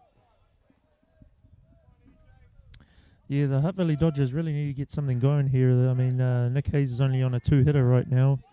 So if they can rally together a couple of hits, get themselves back in this one, they really will increase their chances of coming away. I mean, the score's only 3-0. If they can half it, it'll give them every opportunity to win this one later on. Well, it will indeed, my friend. And that one comes through the zone of Albright. That'll move the count now 1-2. Nick Hayes looks in form. We saw one pitch that rise ball outside that went to the screen, made him wince a little, but looks still okay on the mound. Yeah, definitely pitching with a lot of confidence is Nick Hayes. As you can see that one come across, really trying to, use more of a curve rise rather than just a traditional straight, 6-12 rise. He's trying to get these guys fishing on the outside corner. Well, 2-2 the count on Albright. And he gets the outside corner with a drop ball, and that'll sit down EJ Albright looking. 1 down now, top 5, and it is indeed, it'll be Jared Gillard, the replacement at centre field. He will be batting here for Craig Wallace, who was the starting catcher originally. Yeah, that's a great pitch there by Nick Hayes. That's a well-earned corner there. He's been pitching well, and, positioning his pitches right around that outside corner gives the plate umpire something to work with. And if him and Kellen Compain can really work that and sell it to the umpire, they'll be getting it for the rest of the game. Well, a 3-run lead in the top of the 5th innings. This game will not be timed, Josh. It'll go a full 7 innings, the grand final here of the 56th edition of the Vic Guth, presented by the Auckland United Softball Club. This one grounds off and it'll go foul off the bat of Gillard. This is his first trip to the batter's box, of course. 1-1 now, the count on him.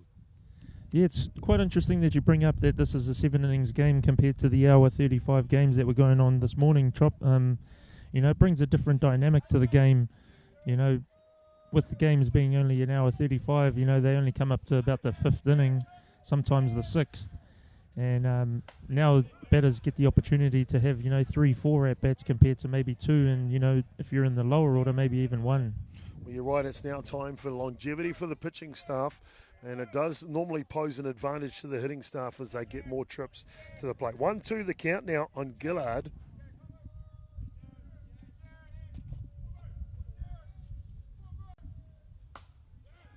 And that one hit deep to centre field, and Beninoka makes that one about 3 or 4 metres off of the centre field fence. So a nice bit of hitting there by Jared Gillard to come in for his first at-bat and fly out to the centre fielder.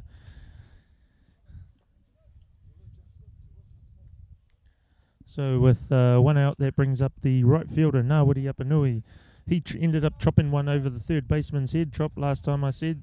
The Dean Rice special. And the man with Ngāwiri's speed can make that first base all day, every day.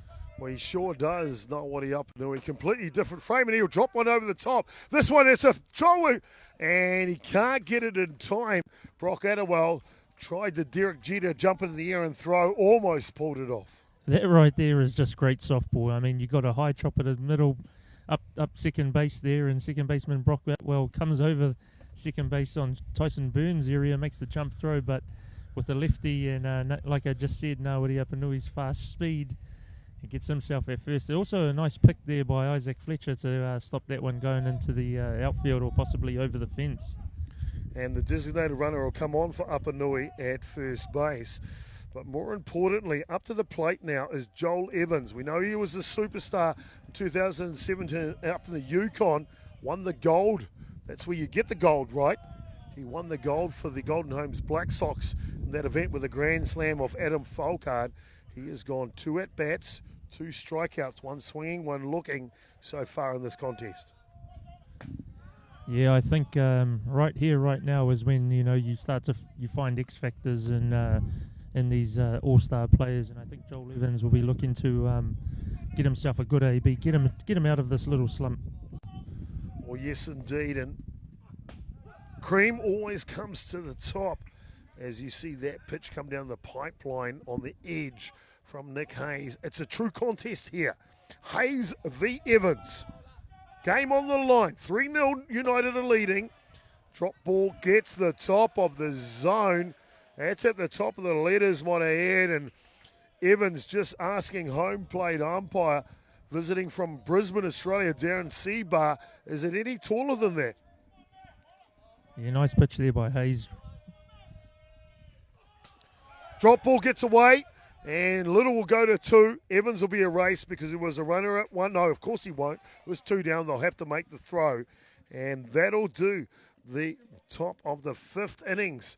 And boy, oh boy, it is a true contest. Nick Hayes holding down the fort here, leading by 3 runs. He faces Joel Evans, the star from Whitehorse. 3 strikeouts from 3 trips. Nick Hayes is on fire. Can he hold on? We'll find out. We'll go to the bottom of the 5th, 3-0. Auckland United leading the grand final here at the Vic Guth.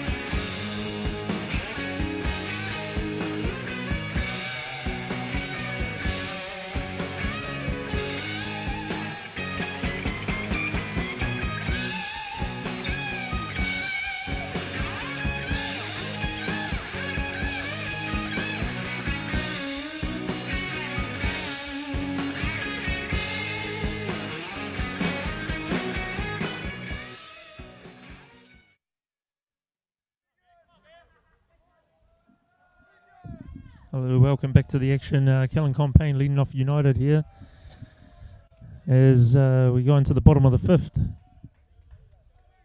United winning 3-0. Looking to really put the dagger in the heart of Hutt Valley Dodgers in this one.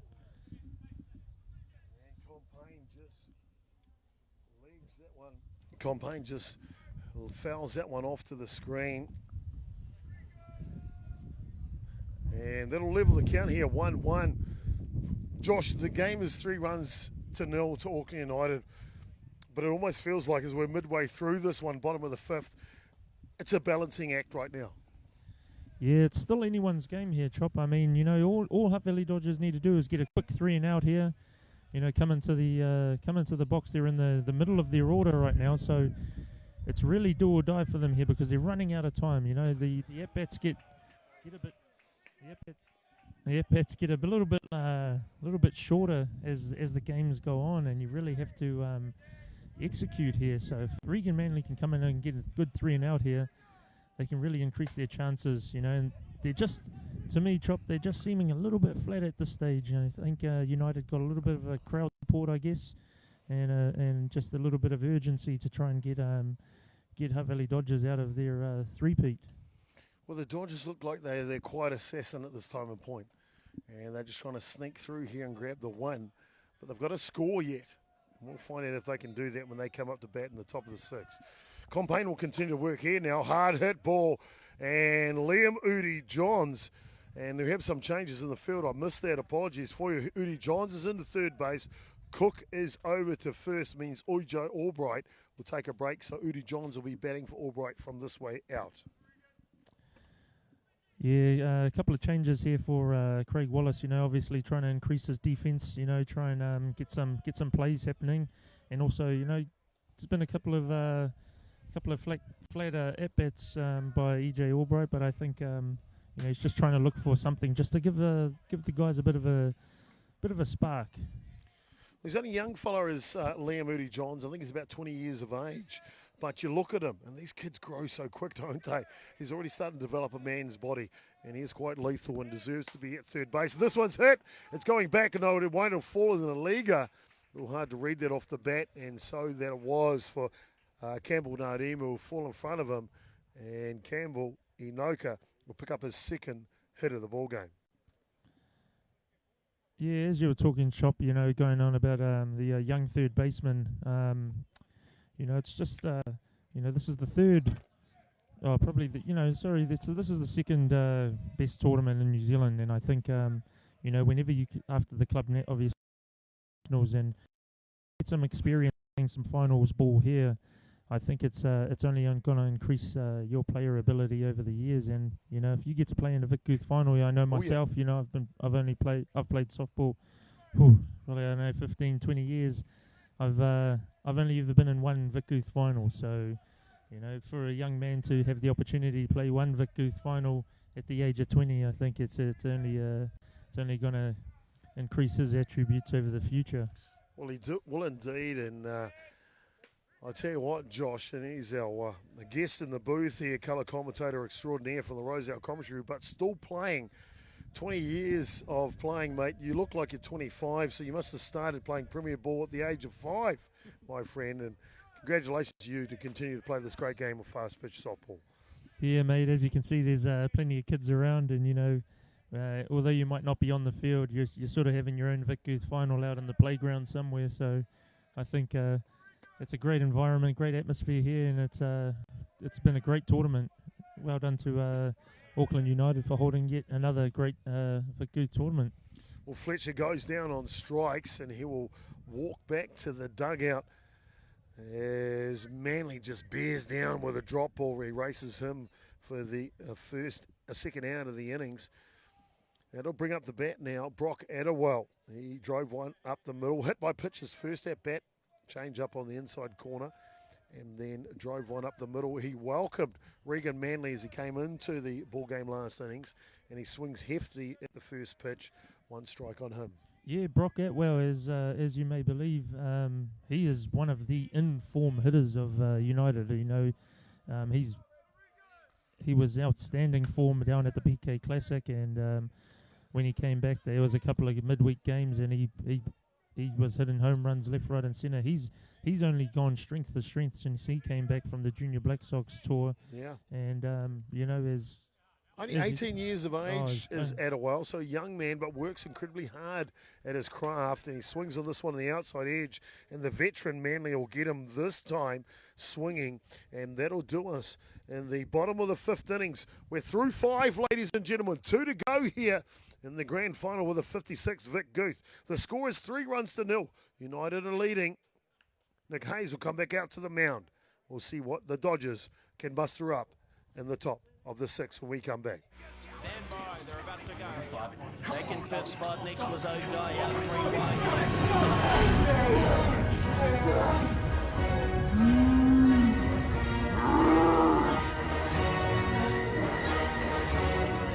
The TAB takes you from wherever you are, right to the race. Melbourne Cup season is here. Join the TAB, deposit $10 and get a $20 bonus with the promo code SPRING. TAB, now you're in the game. They say your home is where your heart is. I know my home is here with you. There's a world to behold. It's a better home you own with Golden Homes. So, Campbell Nodimu, the left fielder, and Gareth Cook, the first baseman. 1-2-3 will Hutt Valley Dodgers as they look to strike a pose here on the top of the 6th. Hard hit ball goes foul down the line off the bat of Farizo. Yeah, Hutt Valley down to their last 2 opportunities here, so they're really going to need to put some bat on ball here, try and get a bit of a rally going on in it. And right now, with Joe Farizo at plate, this is the opportunity that they need. Well, they've only collected 3 hits through the ball game, have the men from Hutt Valley Dodgers. They've left 4 men stranded. Could they rule that when they're trailing by 3 runs? We'll find out as we go through the last 2 innings of this one. Ball low, levels the count now, 1-1 on Farizo. Yeah, nice pitch there by Nick Hayes. Obviously a little bit of a slower one. He's looking to mix speeds here into the end, because as the game goes on, the hitters will start to get on timing. But as you can see there, another pitch on, one of Nick's primary pitches is that outside curve.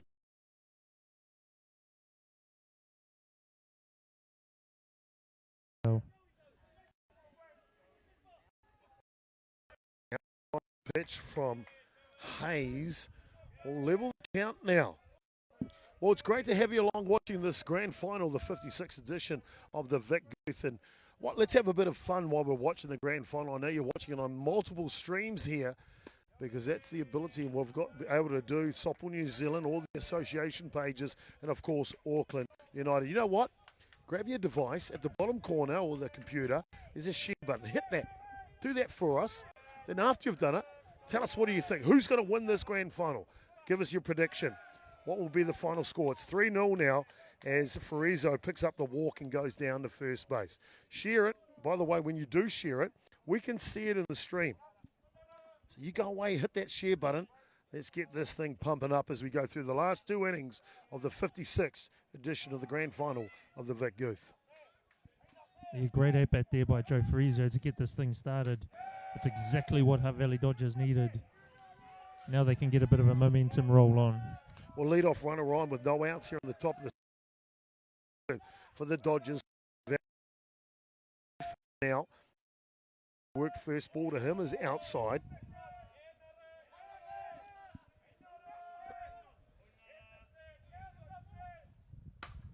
Hard hit ball, that'll go through the 5-6 hole. So a walk and a lead off hit from Nadimu. 2 runners on, no one out here. Is there something cooking in the kitchen? Valley Dodgers. This is exactly what Hutt Valley Dodgers needed to get back into this game. This is putting a bit of pressure on the outfield and infield of United. As you can see, Nick is looking at his hand there. He might have a little bit of a fingernail problem from. It does affect pitches, on that seam. So we'll see how things go. Going up against a tough batter here. We've talked up Gareth Cook the whole way through this ball game so far. And I know Ricky earlier will be tuning in, and he will be rooting for him. He steps up to bat, swings heftily at the first pitch. Can it be the time? Can it be the moment for Gareth Cook here in the grand final? Yeah, it's an interesting position to be in here, Hutt Valley Dodgers. That was an aggressive swing there by Gareth Cook. As you can see, with runners on 1 and 2 with none out, there is a situation here where they could put the bunt down and try and push the runners into scoring position, but they're going to let the experienced Gareth Cook have a swing at it. And he swings hard on the outside drop ball. That clicks a bit of campaign, and he'll be shaken up in the contest. Well, it was an interesting point yesterday when Hutt Valley Dodgers were taking on Auckland United in the semi-final last night. Patrick Shannon comes up in the same situation. They put sacrifice bunt on him.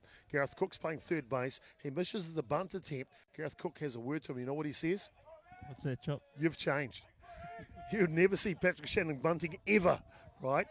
And then what happens next pitch? He does put the sacrifice bunt down. Gareth Cook picks it up, gets the lead runner going to 2.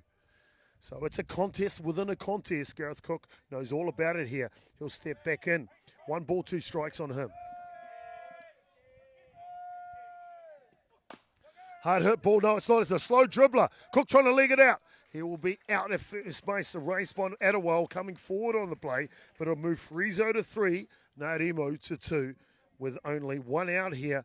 This is the best opportunity in the ball game for the men from Hutt Valley. Yeah, that's a good job by Gareth Cook. I mean, that's just as good as a sacrifice bunt there, especially with 2 strikes on to get some bat on ball. That moves the runners to 2 and 3 and brings up the Black Sox catcher, Corey Timu. Well, if Corey Timu wants to go to the Czech Republic as one of the catchers for New Zealand, here's his time to shine. Definitely, Chop. This is all about pressure ABs, and this is exactly what it's like in the World Series. Pressure AB, game on the line type stuff. And it's up. It's a fly ball going deep. It's to the track. It's going back. It's going back, and it's gone. And it's gone. Corey Timu has left the yard, ladies and gentlemen. He wants to go to the Czech Republic. Corey Timu, with 1 swing, will tie this puppy up. It is 3-3. The Dodgers are back in the ball game. Oh, well, Chop, that's got us up out of our seats, mate. What a fantastic at-bat from Corey Timu as he blasts that one out of the yard. And boy, oh boy, that takes them all out of the dugout from the Dodgers. We've got ourselves a ball game here. 3-3 in the top of the 6th innings. 1 down. Josh Pettick will step in now.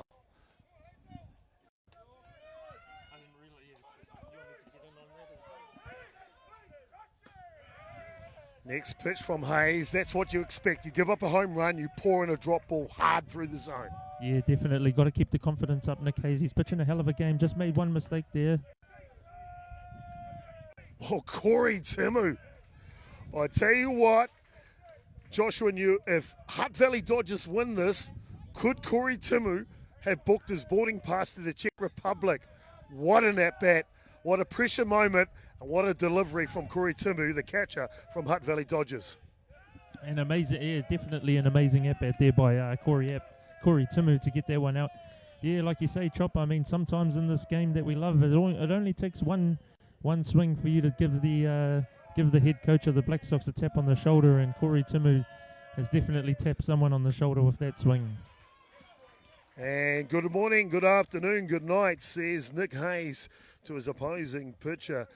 That is Josh Pettit, will go down swinging for the second out here in the 6th inning. And as we mentioned, EJ Albright came out of the ball game.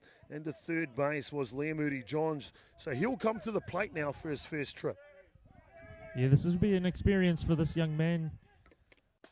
Going up against this is an all-star Nick Hayes on the mound here. So the young fellow will be getting his first taste of a tough pitcher. Vic Guth final tie game.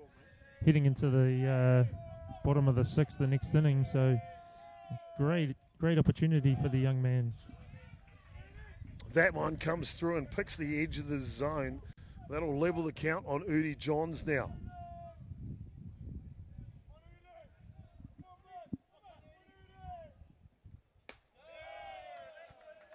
Outside Udi Johns with a keen eye here, settling himself down in a big moment. Can the Dodgers get the lead in this one in the top of the 6? Yeah, this one's going to go down to the wire chop. And a nice pitch there by Nick Hayes to get him. Well, Nick Hayes says, that's Hutt Valley Dodgers, and he strikes out the next 2 batters after Corey Timu goes large. He blasts one out of the park, and boy, oh boy, ladies and gentlemen, the grand final for the Vic Guth is going to be a grandstand finish. We're all locked up. 3-3. Corey Timu does the job. 3-run shot in the top of the 6. We'll be back with the bottom of the 6 in just a moment.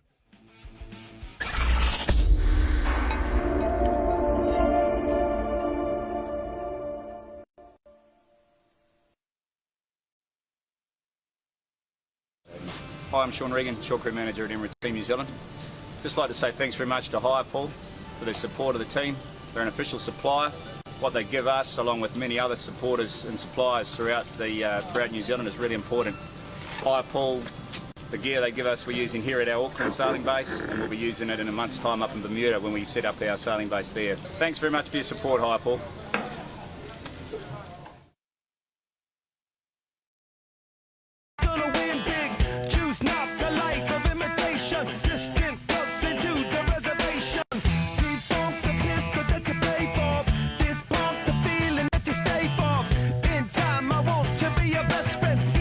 Here we go, ladies and gentlemen. Bottom of the 6th innings, and Noka will bat first. Yeah, just looking at Regan Manley's warm-up pitches there, he's come out with determined. He's really showing that he's going to try and take this game on his shoulders right now. Oh, a swing and a miss from Inoka on that curving rise ball from Regan Manley. Well, the change in the field from Hutt Valley Dodgers has paid dividends, hasn't it? We saw that dynamic change with the field and the pitching change, and the momentum of the game has swung. We know Corey Timu with a big swing, but sometimes you've got to make a change. And, of course, Trevor Evans and Craig Wallace mastermind in that for the Hutt Valley Dodgers. Give them a chance. Can they go back-to-back champions? Well, I tell you what, the next innings and a half will tell us who will reign supreme for 2019. Yeah, you're going to see the real big players step up in the last couple of innings, Trop. And, I mean, there's no one better off for United that they could start to kick back something here than Ben Inoka. And inside, just fists off does Inoka, and that'll fly out to Joel Evans, the second baseman, for the first out here in the bottom of the 2nd innings. Well, if you've just joined us in the broadcast, ladies and gentlemen, we're up to the bottom of the 6th innings, and it was Auckland United the whole way. Nick Hayes was under control, hadn't given up a run through 5 innings. United picked up 1 in the bottom of the 1st, 2 in the bottom of the 3rd, and then let's move fast forward to the top of the 6th. They put 2 ducks on the pond. We thought Gareth Cook would do it. We don't worry because the left fielder, he's now the catcher, Corey Timu, steps up, blasts a 3-run shot. And we have ourselves a tied ball game as we go through here in the bottom of the 6th innings. Well, Tyson Byrne, the shortstop, he's now up the bat here. He's experienced as well, but he's in the hole, no balls and 2 strikes. Yeah, Regan Manley doing a great job here, working outs and ins on Tyson Byrne. Slow roller to Johns, and it's overthrown. It'll go out of play. And there's a gift. You can't afford those errors in a final. And Udi Johns says, sorry, my team, as Byrne will go to 2 on that bad throw. Yeah, there's pros and cons of having young fellas in there. A little bit of pressure on the young fella at third base. You know, would have done the job. He probably threw it with 3 fingers and it sails over. But I'm sure he'll be looking to make up for that one later on.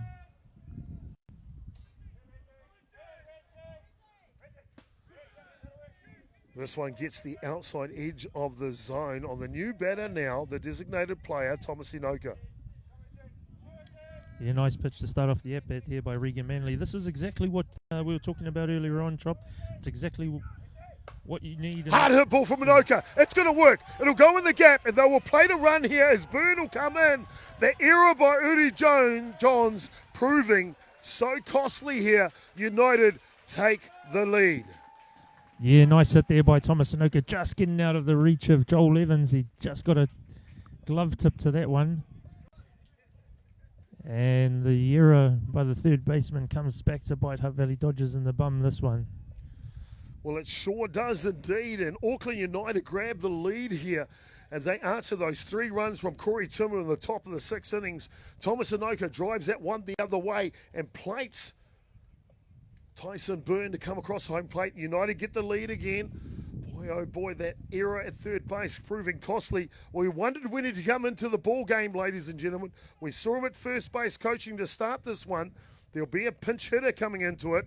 It is one other than the legendary hitter, catcher for the Golden Homes Black Sox, Patrick Shannon, will step in with 1 out in the bottom of the 6th.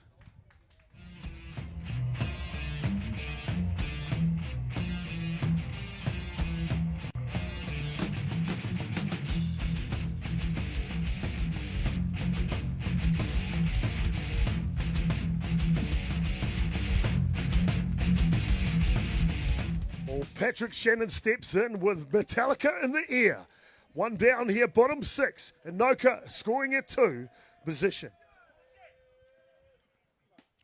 First pitch is picture perfect on the outside edge to Patrick Shannon, mate. What a daunting effect Patrick Shannon would have played so many games against Regan Manley. That's in the back of his mind for sure. Oh, this matchup here, Chop, it's taken us back 5 to 10 years. I mean, this is something that you don't see every day. You know, Regan Manley pitching to Patrick Shannon, and, you know, even though Patrick Shannon isn't of old, every time he steps up into the box, you know, whenever you see Patrick Shannon in the batter's box, you know it's a daunting task for a pitcher. Well, it is indeed.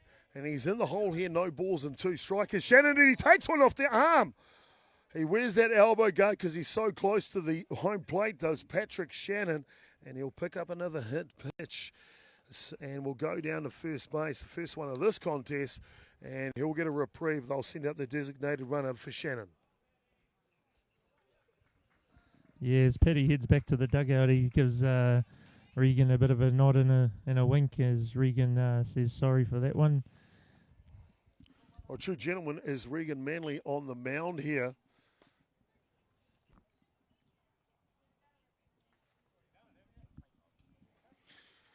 And boy, oh boy, the competition is rife at the moment, isn't it? 3 runs to Corey Timu, the home run there. And now they pick up a run from Thomas Anoka's bat, does United in the bottom of the 6th innings. And Regan Manley back to the wall now. United trying to fire here in the bottom of the 6th innings. Ruben Torpia, the third baseman, steps in. Josh, what's United got to do here to finish off the win? Well, Ruben Torpia needs to get a hit into the alley here to get things going for them. If they can score 2 runs, you know, Hutt Valley Dodgers just getting that 3-run home run by Corey Timu gets things going for them. And if the United hitters can put an ice pack on the Hutt Valley Dodgers fire, they can really get away with this one. And a nice hit there, but... And Torpia, he's out of the plate! He's out of the plate! Torpia with a hit to centre field. Thomas Anoka with a hand-first dive in the home plate. And the seed coming from Jared Gillard at centre field. Boy, oh boy, this game has got everything. Exquisite play both ways. Great hitting from Torpia, but even better defence from Gillard at centre field. Throws out Anoka trying to score. That was an absolute rope from centre field, Chopper. I mean, you couldn't have asked for a more perfect play. And the experienced Corey Timu setting himself up in a good position to make that tag. Although Thomas Anoka speedy getting around to home plate in time, the umpire calls him out on a bang-bang play, but great bit of softball here, Chop. Great bit of softball. Well, it sure is indeed. We're watching the 2019 56th edition of the Vic Guth tournament. I hope you're enjoying it on Auckland Anniversary Weekend, ladies and gentlemen, from Fowlds Ballpark here in Auckland, New Zealand. What a great grand final we've got going here as Callum Compain steps in and Neil Fell tipped that one off for 2 strikes on him. Auckland United have the lead, 4 runs to 3. And Anoka scored that leading run. He tried to score an insurance run. Head first gets thrown out by exquisite play by the centre fielder, Jared Gillard. This game's got a bit of everything. Yeah, it's all about momentum, Chop, and like we keep talking about momentum-wise. United come back and they answer with one run, but that play right there by the centre fielder gives Hutt Valley Dodgers a bit of a kick, and they'll be pumped up now after that play. All pumped up for sure as Compain swings through that offering, and he will go down on strikes. Well, Compain will leave him stranded at first and second, the two runners from Auckland United, but not before Thomas Anoka. He gets the job done, laces that one to centre right field. Tyson Byrne gets the two on the error from the third baseman, Udi Johns, and that's the difference right now. 4 runs to 3. Auckland United are leading. We will go to the top of the 7th. Last chance Sunday if the Dodgers want to repeat in the grand final here at the Vic Guth.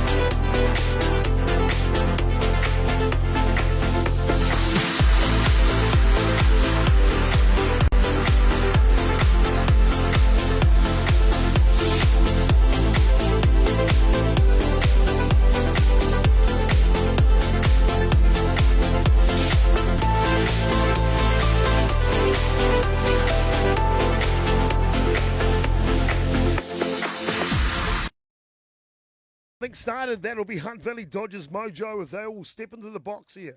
They trail by 1 run in the grand final. They will send up Jared Gillard, the centre fielder, with a hose from centre to keep this within 1 run. Nawati Apanui will hit second, the right fielder. Joel Evans, the second baseman star, will hit after him. He'll be the third. Let's get going here. Top 3, top 7, of course.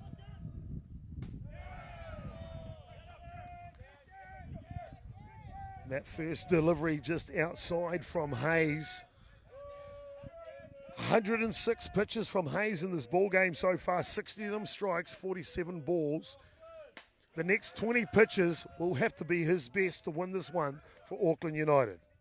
Yeah, Nick Hayes looks determined out on the mound now. Earlier in the game, he was a little bit happy, a little bit smiley, but this one he's knuckling down and he's saying this one's business right now. Hard hit ball will go to Byrne at shortstop. Shortstop throws it over in time. Byrne records the first out here in the top of the 7th innings. The slenderest of leads for Auckland United. 4 runs to 3 here. 2 outs to play with. They'll send up the right fielder, Apanui here from Hutt Valley Dodgers.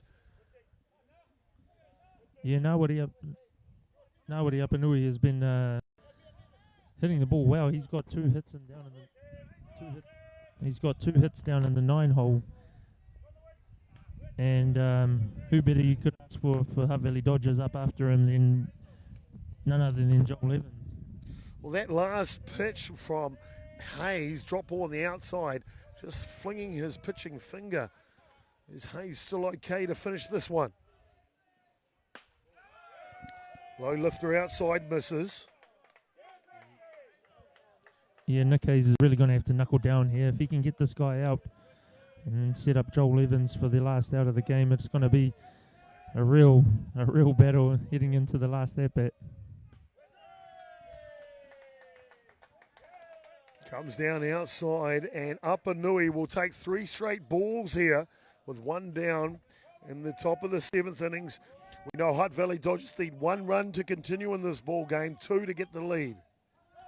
Yeah, and if Nawari Apanui can get himself safe at first base, either way, this is really going to increase Haveli Dodgers' chances. Low lifter comes straight down the kitchen sink. Apanui taking all the way on that one. Yeah, Ngāwari Apanui have played a lot of softball with him over the years. Originally from Glenora Eagles Softball Club, now playing his ball down at Haveli Dodgers. Hayes sets back for the next pitch. It's a low lifter on the outside edge. And it's a beauty that will load up the count now on Apanui. 3-2. Big time pitch there by a big time pitcher. We talked about this game going down to the wire, and sure that's the case here. Here comes Hayes with a payoff pitch. And it's in the kitchen sink, fouled back from Apanui. He will stay alive for another pitch.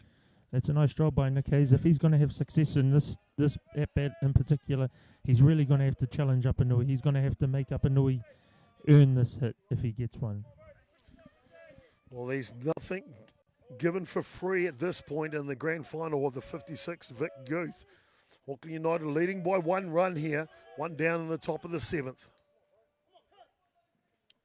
And it's a ground ball, goes to Byrne. He'll take it, bread and butter. The throw bounces. And Apanui will go to first base. You won't see that from Tyson Byrne very often, but the error on the throwing error from Byrne will allow Apanui to be on first base. Yeah, Tyson Byrne, obviously he should know himself as a lefty coming out of the box. It's always going to be a tough play for a shortstop when he's hustling up first base line. And Ngāwari Apanui doing the great job as the number 9 hitter. 3 for 3 today. Awesome job, Ngāwari Apanui. Well, who do you call on? When the time is tough, and this one's high in the air, going at the first pitch is Evans, called off by Oveni Kovas, the right fitter. He will take out the out there. And Auckland United will be 1 out away from being the 2019 champions of the 56 Vic Guth. John O'Little has come on to run for Apanui at first base. And their shoulders, the weight of the Hutt Valley Dodgers will rest on the shortstop now, Joe Farizo. Yeah, this is a good tester for Joe Farizo. If he can come through here and get some good quality, get himself a good quality at-bat, he's only going to do himself favours leading to the TAB Challenge Cup. We talked about Corey Tumu trying to find that airline ticket to Czech Republic. Joe Farizo is looking for the same thing here. Here's his big opportunity. It's a hard hit ball. It goes through the second baseman, and they will go to third base. John O'Little, will he go? Will he get the wave? No, he won't. He'll be held up at third base. It comes off the glove of the centre fielder, Ben Anoka. And John O'Little held up by Craig Wallace at third base. I think it was the right call in the end, because it would have been a bang-bang play at home plate, but that could have been the end of the ball game. But what do we have now? Farizo goes to 2 on the throw. Little goes to 3 on the play, and they'll bring up the left fielder, Campbell Naarimu, and the man from Hatapora, Tawhiri Mātia. Can he summon the strength from the god of wind and put a charge into this one?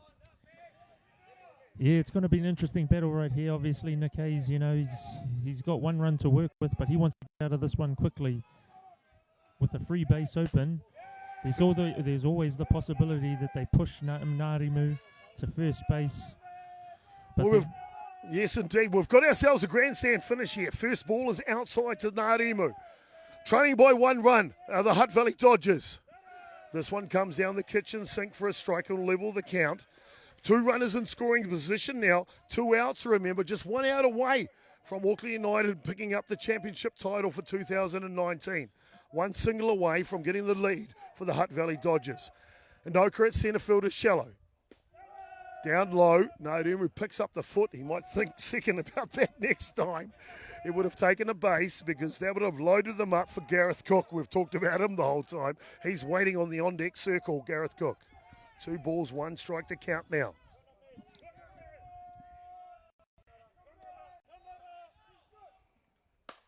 And it's up the middle, and Narimu does it. It comes 1, here comes 2. Campbell Narimu will get the lead for Hutt Valley Dodgers.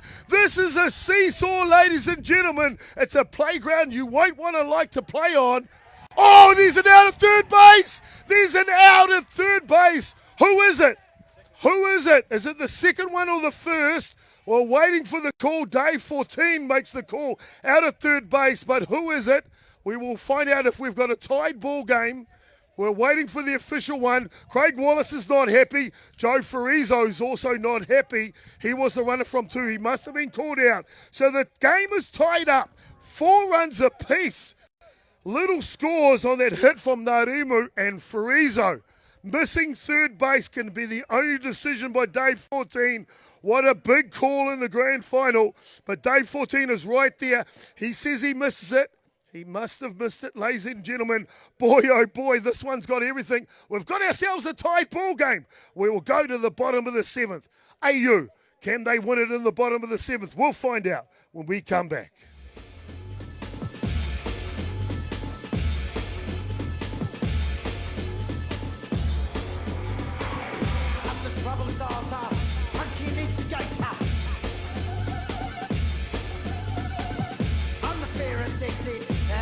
Illustrated.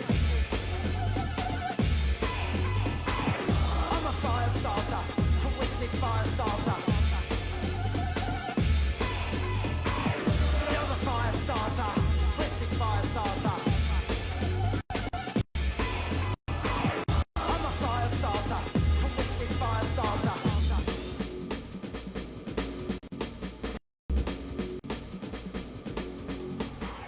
On the pitch you hated. Infatuated, yeah.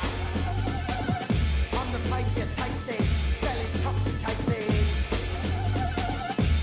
Well, ladies and gentlemen, as we go to the bottom of the 7th innings of the 2019 56th edition of the Vic Guth Grand Final here, we're all locked up, 4 runs apiece. Frizio gets called out for missing the base at third base as he it to try and pick up the lead for the Dodgers, but up 4-4. Will send up Campbell Anoka, baseman Isaac Fletcher, and Brock Attawell, the second baseman, as they try to grab the lead and the win in the grand final. Regan Manley will continue on the mound. Corey Timu behind the dish.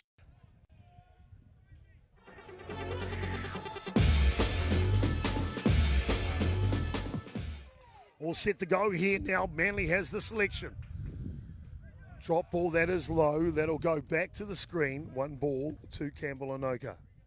Yeah, like I said earlier, Chop, this is where you're going to find your all-star players. And, you know, Campbell Narimu, 2 strikeouts on the day, ends up getting a Hutt Valley Dodgers tying run in the top of the 7th autumn. Fouls that one off. Does Inoka will level the count here. And we're going to need a lot of experience here by Regan Manley on the hill. He's going to look to throw all the tools out here and try and get Dodgers back into the at-bats. Does he go? No, he doesn't, says Mark Porteous at first base. So Campbell Narimu leading off here in the bottom of the 7th innings. The Dodgers just tied up in the top of the first. He will go step in with a 2-ball, 1-strike count now. Hard hit ball, that'll be foul though, goes out of play. Yeah, just seeing the past couple of at-bats here by the United guys in the previous inning and so forth, they've really picked up on Regan Manley's inside curve. Like we were talking about earlier on, he was pitching it, you know, and it's hard for the hitters, you know, thinking it's going to hit them in the elbow and then into the inside corner, but looks like they've made that adjustment, Chop. And that one goes foul. So hard was the pitch from Manley. Clips off the bat and goes through the backstop fence. Manley revving it up here in the bottom of the 7th. Yeah, nice down and in there by Regan Manley. That's where he's going to get most of his velocity on his pitches, that drop ball. And he's really surprised Campbell there. Well, I don't know what you've got in your drink here on anniversary day, Monday. This one is a nail biter on the edge of the seat. The gin needs a little stirring when the tonic gets poured in, because this one will take us to the end, a grandstand finish. Loaded count now on Inoka. Yeah, 2 well-deserved teams in the final here, Chop. Definitely been the peak performance of this tournament, and it's just showing exactly why the score's tied in the bottom of the 7th. Well, couldn't be a better grand final, to be fair. Foul ball, drop ball on the inside, and Inoka will fight that one off to stay alive in this at-bat. Couldn't be a better grand final, Josh. Boy, oh boy. Oh, Chop, we've seen it all. We've seen plays at the plate. We've seen home runs, great quality pitching. errors and great defensive plays. I mean, everything you asked for, it's happened in this game. Oh, it's a sacrifice sin. A lead-off walk to Anoka issued by Manly goes down to first base in a tight ball game here in the bottom of the 7th. And Anoka's pretty quick, but they will send out the designated runner for him. That'll be Tami Hana now, and he will have on his shoulders the opportunity to win this ball game running. Yeah, couldn't have asked for a better guy at the plate here, Isaac Fletcher, especially being a left-handed batter. They'll be looking to sacrifice him and get Tami Hana now into scoring position at 2. Sacrifice bunt attempt. He looks at it, but it's outside the zone. Fletcher will pull the bat back. Yes, by Isaac Fletcher sacrificing himself, that'll bring up the 9-hitter and obviously Ben Anoka in the leadoff spot. So 2 decent guys behind Isaac Fletcher with Brock Atwell and Ben Anoka. And the bunt is down. It's perfect sacrifice from Fletcher. Moves Tami Hana now over to second base. It's textbook situation here for Auckland United as we are deep into this ball game in the bottom of the 7th. Yeah, and as I was saying earlier on in the broadcast, Chopper, Brock Atwell has been hitting really well for the Auckland United club. So this, as we said, 18, 19 years of age, a great opportunity for a young man to also put a little bit of an accolade on his CV heading in towards his lengthy future. And Atiawa watches the first pitch pour in on the inside of the strike zone. 1 out here. Tami Hana now in scoring position at second base. Auckland United looking for the victory. With 300 people tuned in live right now for this grand final, he will go to third base. The throw for Bertie Johns is high, but it is corralled in by Cook. Boy, another tense moment. Tami Hana now goes to third on the play. Yeah, nice play there by the third baseman to get that throw over to Gareth Cook. Just tippy-toed and kept himself on the base. And now the Hutt Valley Dodgers will go out for a meeting with 2 free bases here, and arguably the best hitter in the world at the plate. This is really going to cause headaches for Craig Wallace and the rest of the Hutt Valley Dodgers team. Well, it sure will, because it'll be Ben Anoka that'll bat next, and he won't get an opportunity. He'll go down to first base, of course, because it is open. The intentional walk issued to Ben Anoka will put them in the corners. The winning run is 60 feet away at third base. It's 2 outs here in the bottom of the 7th innings. And the shortstop from the Auckland United, Tyson Byrne, will have the weight of the United Ball Club on his shoulders. A single from him wins it and gives him the title.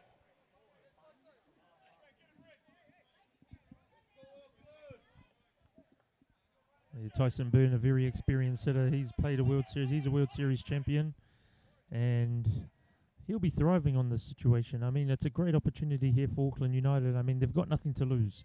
If they don't get the run, they get another inning, they still get another shot at it. So it's a great opportunity here for United. Tyson Byrne will be taking this on the chin. But like we said earlier on, going up against a very experienced Regan Manley on the hill. Well, Manley doesn't look flustered on the mound. He knows he has a big competition here in Tyson Byrne. First delivery is an overthrown drop ball. The defense from Hutt Valley Dodgers, they're in on the line. What do they do about the chicken play with runners at 3-1 in the situation? Do they do anything with it at all? Foul ball. It's going, they're chasing for it. And that one will hit the tree and go out of play, foul ball. Yeah, it's an interesting option here, Chop. I mean, there's a couple of options you could do here. Obviously, Hutt Valley Dodgers have chosen to go at Tyson Byrne. They could load the bases and have a force at any play, at any base, but that means you'll have to target Thomas Anoka, so I think they're taking the option. Drop ball up the middle. Evans gets it, and he'll touch second base, and we are going to extra innings, ladies and gentlemen. This one's too good to finish. As Evans touches second base, as forces out. Anoka trying to go to 2 there. We are locked up. 4-4. Top 8 coming up. It'll be a tiebreaker. Hold on to your seatbelts. Get yourself another beverage if you can somewhere. I know Chopper's looking for one right now. Back soon. Top 8 in a second. Your team lose again, bro? I've never seen a ball bounce like that before.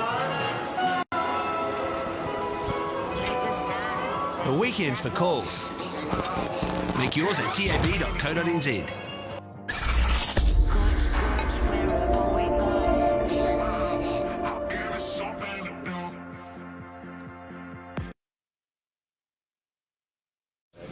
Hi, I'm Sean Regan, Short Crew Manager at Emirates Team New Zealand. Just like to say thanks very much to Highpool for their support of the team. They're an official supplier. What they give us, along with many other supporters and suppliers throughout New Zealand, is really important. Highpool, the gear they give us, we're using here at our Auckland sailing base, and we'll be using it in a month's time up in Bermuda when we set up our sailing base there. Thanks very much for your support, Highpool.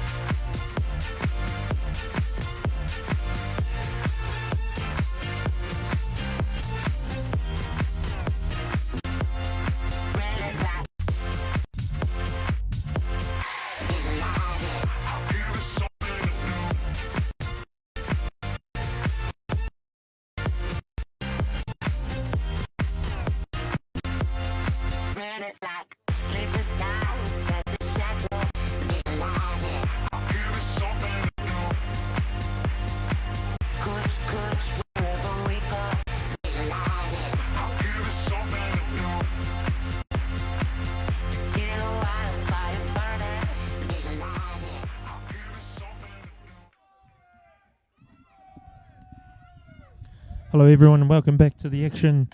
Gareth Cook drives that one to third base to the replacement player Toby Bourgeois, who throws it to first, and he's safe that one, Gareth Cook. So Gareth Cook swinging at the first pitch and gets himself safe at first base. That puts runners there 1 and 3 in a tiebreaker situation. We're in the top of the 8th inning. That brings up to the plate Corey Timu, who went long in the top of the 6th inning to tie this game up at 3.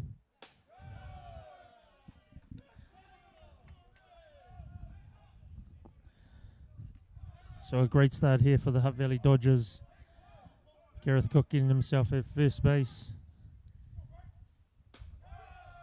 And a nice pitch there by Nick Hayes. Nick Hayes will be looking to stay strong and stay confident in himself as he takes a deep breath.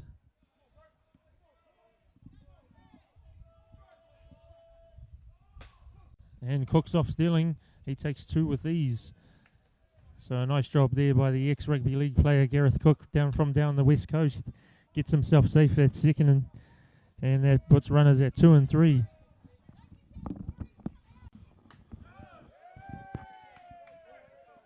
Just missing that one on the outside corner was Hayes.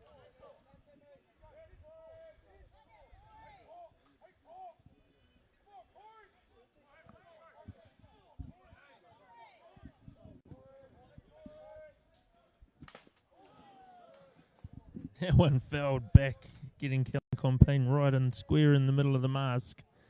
Looks a bit dazed, but he's a tough soldier. He'll battle on.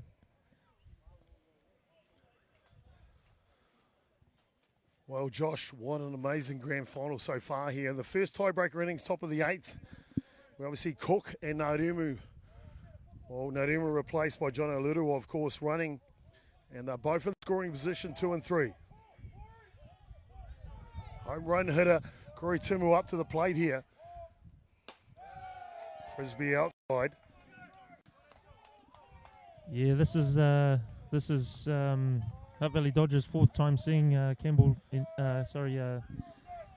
Nick Hayes. So they'll be got his timing.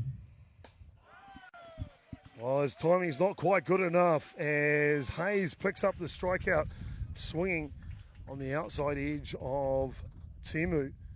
And 2 runners still aboard here, 1 down though. And they will send up the designated player, the starting pitcher. That is Josh Petter. Yeah, Josh Petter's been a hell of a pickup for Hutt Valley Dodgers this tournament, doing everything on the mound and in the batter's box. So a great pickup for Hutt Valley Dodgers. Well, he takes one and clips the edge of the strike zone. And they will call time Callum Compain just to make sure they're happy with the signals.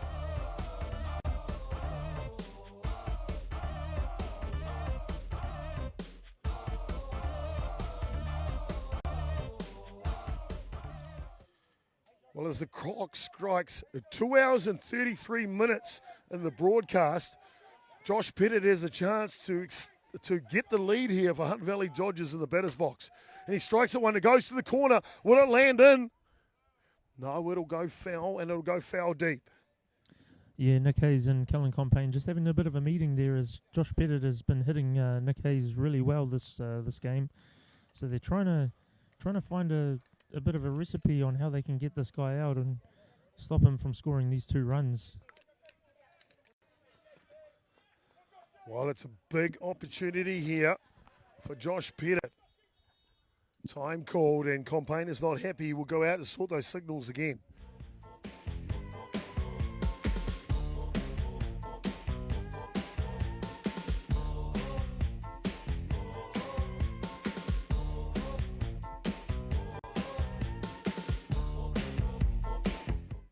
Conference sorted here, Josh. What do you think Compain is talking to Hayes about in this situation? 1 down, 2 runners in scoring position, 2 strikes on Pettit.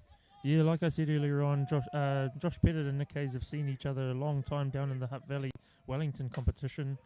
And Nick Hayes obviously knows what Josh can and can't hit. And him and Kellen Compain will just be looking to get on the same page and try and get Josh Pettit out because he's been, like I said, hitting the ball well.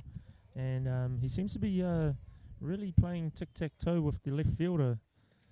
So Josh Pettit looking to really drive something off-field. Well, Campbell Inoka is at left, remember. Ben Inoka is at centre.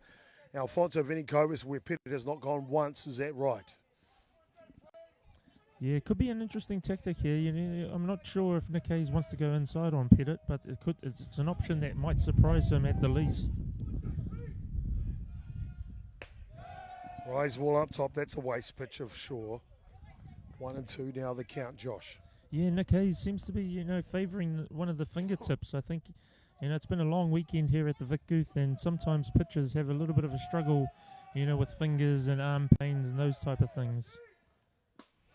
Nothing wrong with the arm pain on that drop ball as he retires Pettit on strikes for the second out of the innings. And just like I said, Chopper, he's going to surprise him on the down and in, and sure enough, he got him there guessing.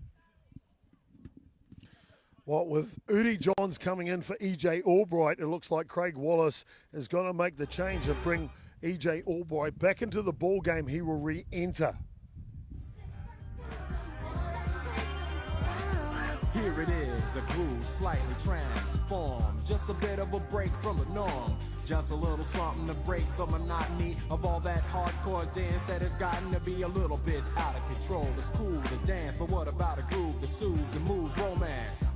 Give me a soft, subtle mix, and if it ain't broke, then don't try to fix it. And think of the summers of the past. Adjust the bass and let the Alpine blast. Pop in my CD and let me run a rhyme and put your car on. Here we go, ladies and gentlemen. 2 down here, 2 runners in scoring position. E.J. Albright will bat for the Dodgers. Frisbee outside first pitch, Josh. Yeah, Nick Hayes has had a lot of success with that curveball on the outside, getting these guys chasing and nibbling at that pitch. It's been one of his good pitches here this today, Chop, and he's really relying on it, trying to get these batters fishing for it. And same pitch again, same result. 2 balls in a row now to Albright. And Hayes just conversing with Compain behind the dish. Can you change the ball? That one doesn't feel too good. And the pitcher's got to be comfortable here, and you should allow that as a home plate umpire. And we see that Darren Seabar, no problems with changing balls at such an important moment, the top of the tiebreaker innings. Yeah, nothing wrong with that. I mean, as an umpire, I'll allow that all day. As long as everyone's comfortable in a good situation.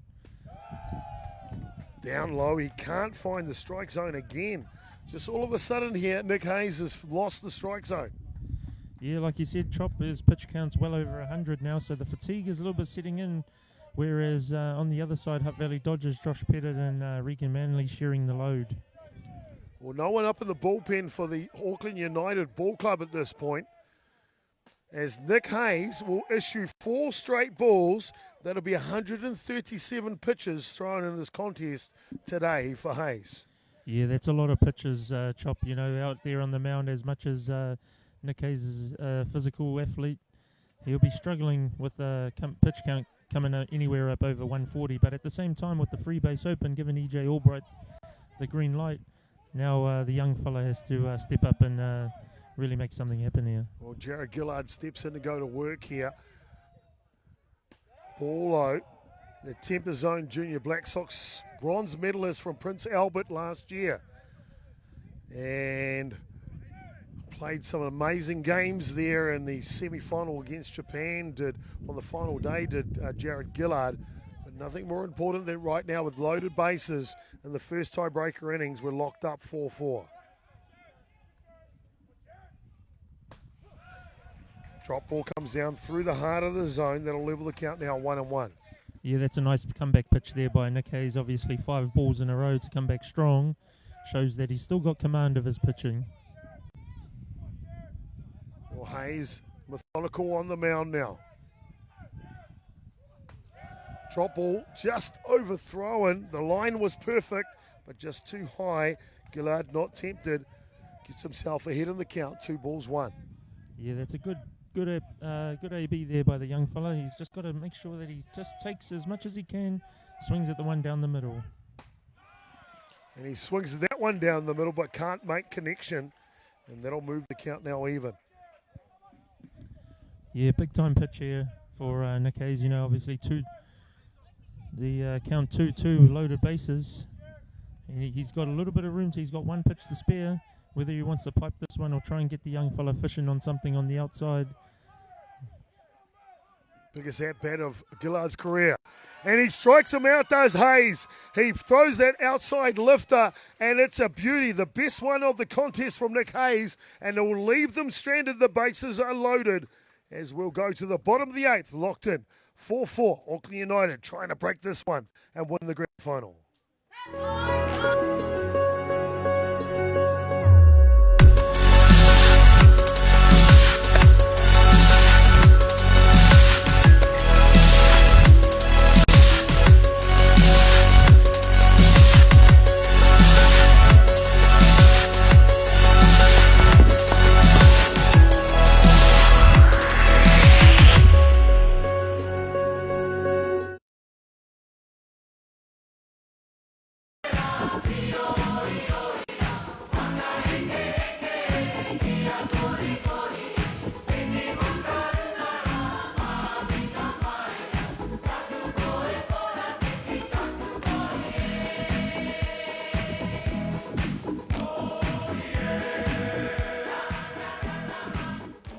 Ladies and gentlemen, we will go to the bottom of the 8th innings here. This one is locked up 4-4. Tamihana now will be the runner at second base. EJ Albright will go to first base. Cookie will go back to 3 here. Thomas Anoka will bat. Yeah, a bit of a missed opportunity there by Havili Dodgers. Pick off attempt behind the back of Tamihana now, and he is safe diving back. Yeah, a bit of a missed opportunity there last inning, chopped by Havili Dodgers, loaded bases with none out, and failing to convert. So Regan Manley showing his experience right here. As you can see, first baseman EJ Albright playing right up. He'll be looking to get the force out at 3 if they can. It'll be a game plan situation here. If they can, Corey Timu calling something outside, EJ Albright get that up quick. He'll make a play straight to 3. Well, that's the defensive alignment there for the Hutt Valley Dodgers. Everything on the line here in the bottom of the first tiebreaker innings. The bunt is down, it's perfect. Albright will have to go to 1. And Inoka gets the job done. That sacrifice bunt is perfect as Tamihana now will go to third base. Yeah, that's a great bunt there by Thomas Inoka now with the runner at 3 and now stepping up as Alfonso Vinakovas. An interesting situation here for Hutt Valley Dodgers. Game on the line, 1 run to win it. A lot of options here that the Hutt Valley Dodgers guys can do. I mean, there's always the possibility of loading the bases and putting the force out there, but they've decided to go straight at Alfonso Vinakovas and have the middles playing right up. Well, we saw the Gareth Pollard go to Patrick Shannon to come in to hit for Ovenikovas' last at-bat, but they put Ovenikovas back in the field, so Patrick Shannon is done in this ball game now. Vic Guth will have the opportunity with 1 out to win it. And the first pitch is a strike, the second one is fouled off. So it all rests on the new Black Sox player, to be fair, Vic Guth. Yeah, Alphonse had a great tournament down at the PK Classic, and he's been hitting well for the past couple of weeks. So he'll be looking to, give himself a opportunity. Slow grounder, coming home with a play, and he will score. EJ Albright can't get it out of the glove, and the slow roller from Vic Guth will do it, ladies and gentlemen. It is Tommy Hunter now, crosses home plate, and we have ourselves a winner of the 56th edition of the 2019 Vic Guth. Auckland United win this one, 5-4 in extras. Yeah, it's been a hell of a game there, Chop. Great bit of hitting there by Alphonse Vic. As I always say, you can't teach that. That's the swinging bunt. And Tommy Hunter now comes home to win Auckland United the Vic Guth tournament. Well, what an amazing grand final, ladies and gentlemen. These two teams put on in front of us. And you got to say, an amazing grand final. Hutt Valley Dodgers try to go back-to-back champions. They will finish with a silver medal. How about a round of applause for Hutt Valley Dodgers?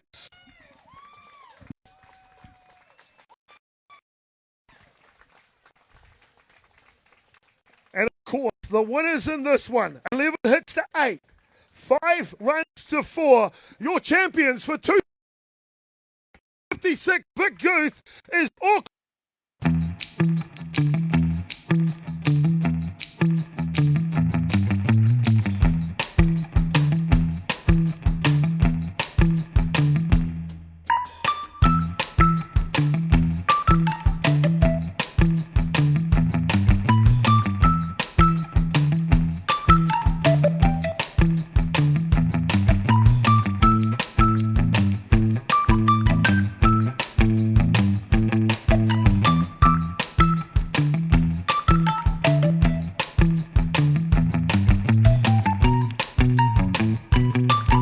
Final here, 2 hours and 35 minutes to find a grand final champion, and that is Auckland United. We're in the 56th edition of the Vic Guth here, and what an amazing grand final it was. Thank you for Will Milker-John, the video switcher on this one, my colour commentator, Joshua New. I hope you've enjoyed it, ladies and gentlemen, an amazing grand final here. Auckland United, they win their own tournament, they win the Vic Guth 2019. They will be drinking out of the trophy. We'll see you all next time at the next one. Signing off, Jason Gerbes, a.k.a. Chopper.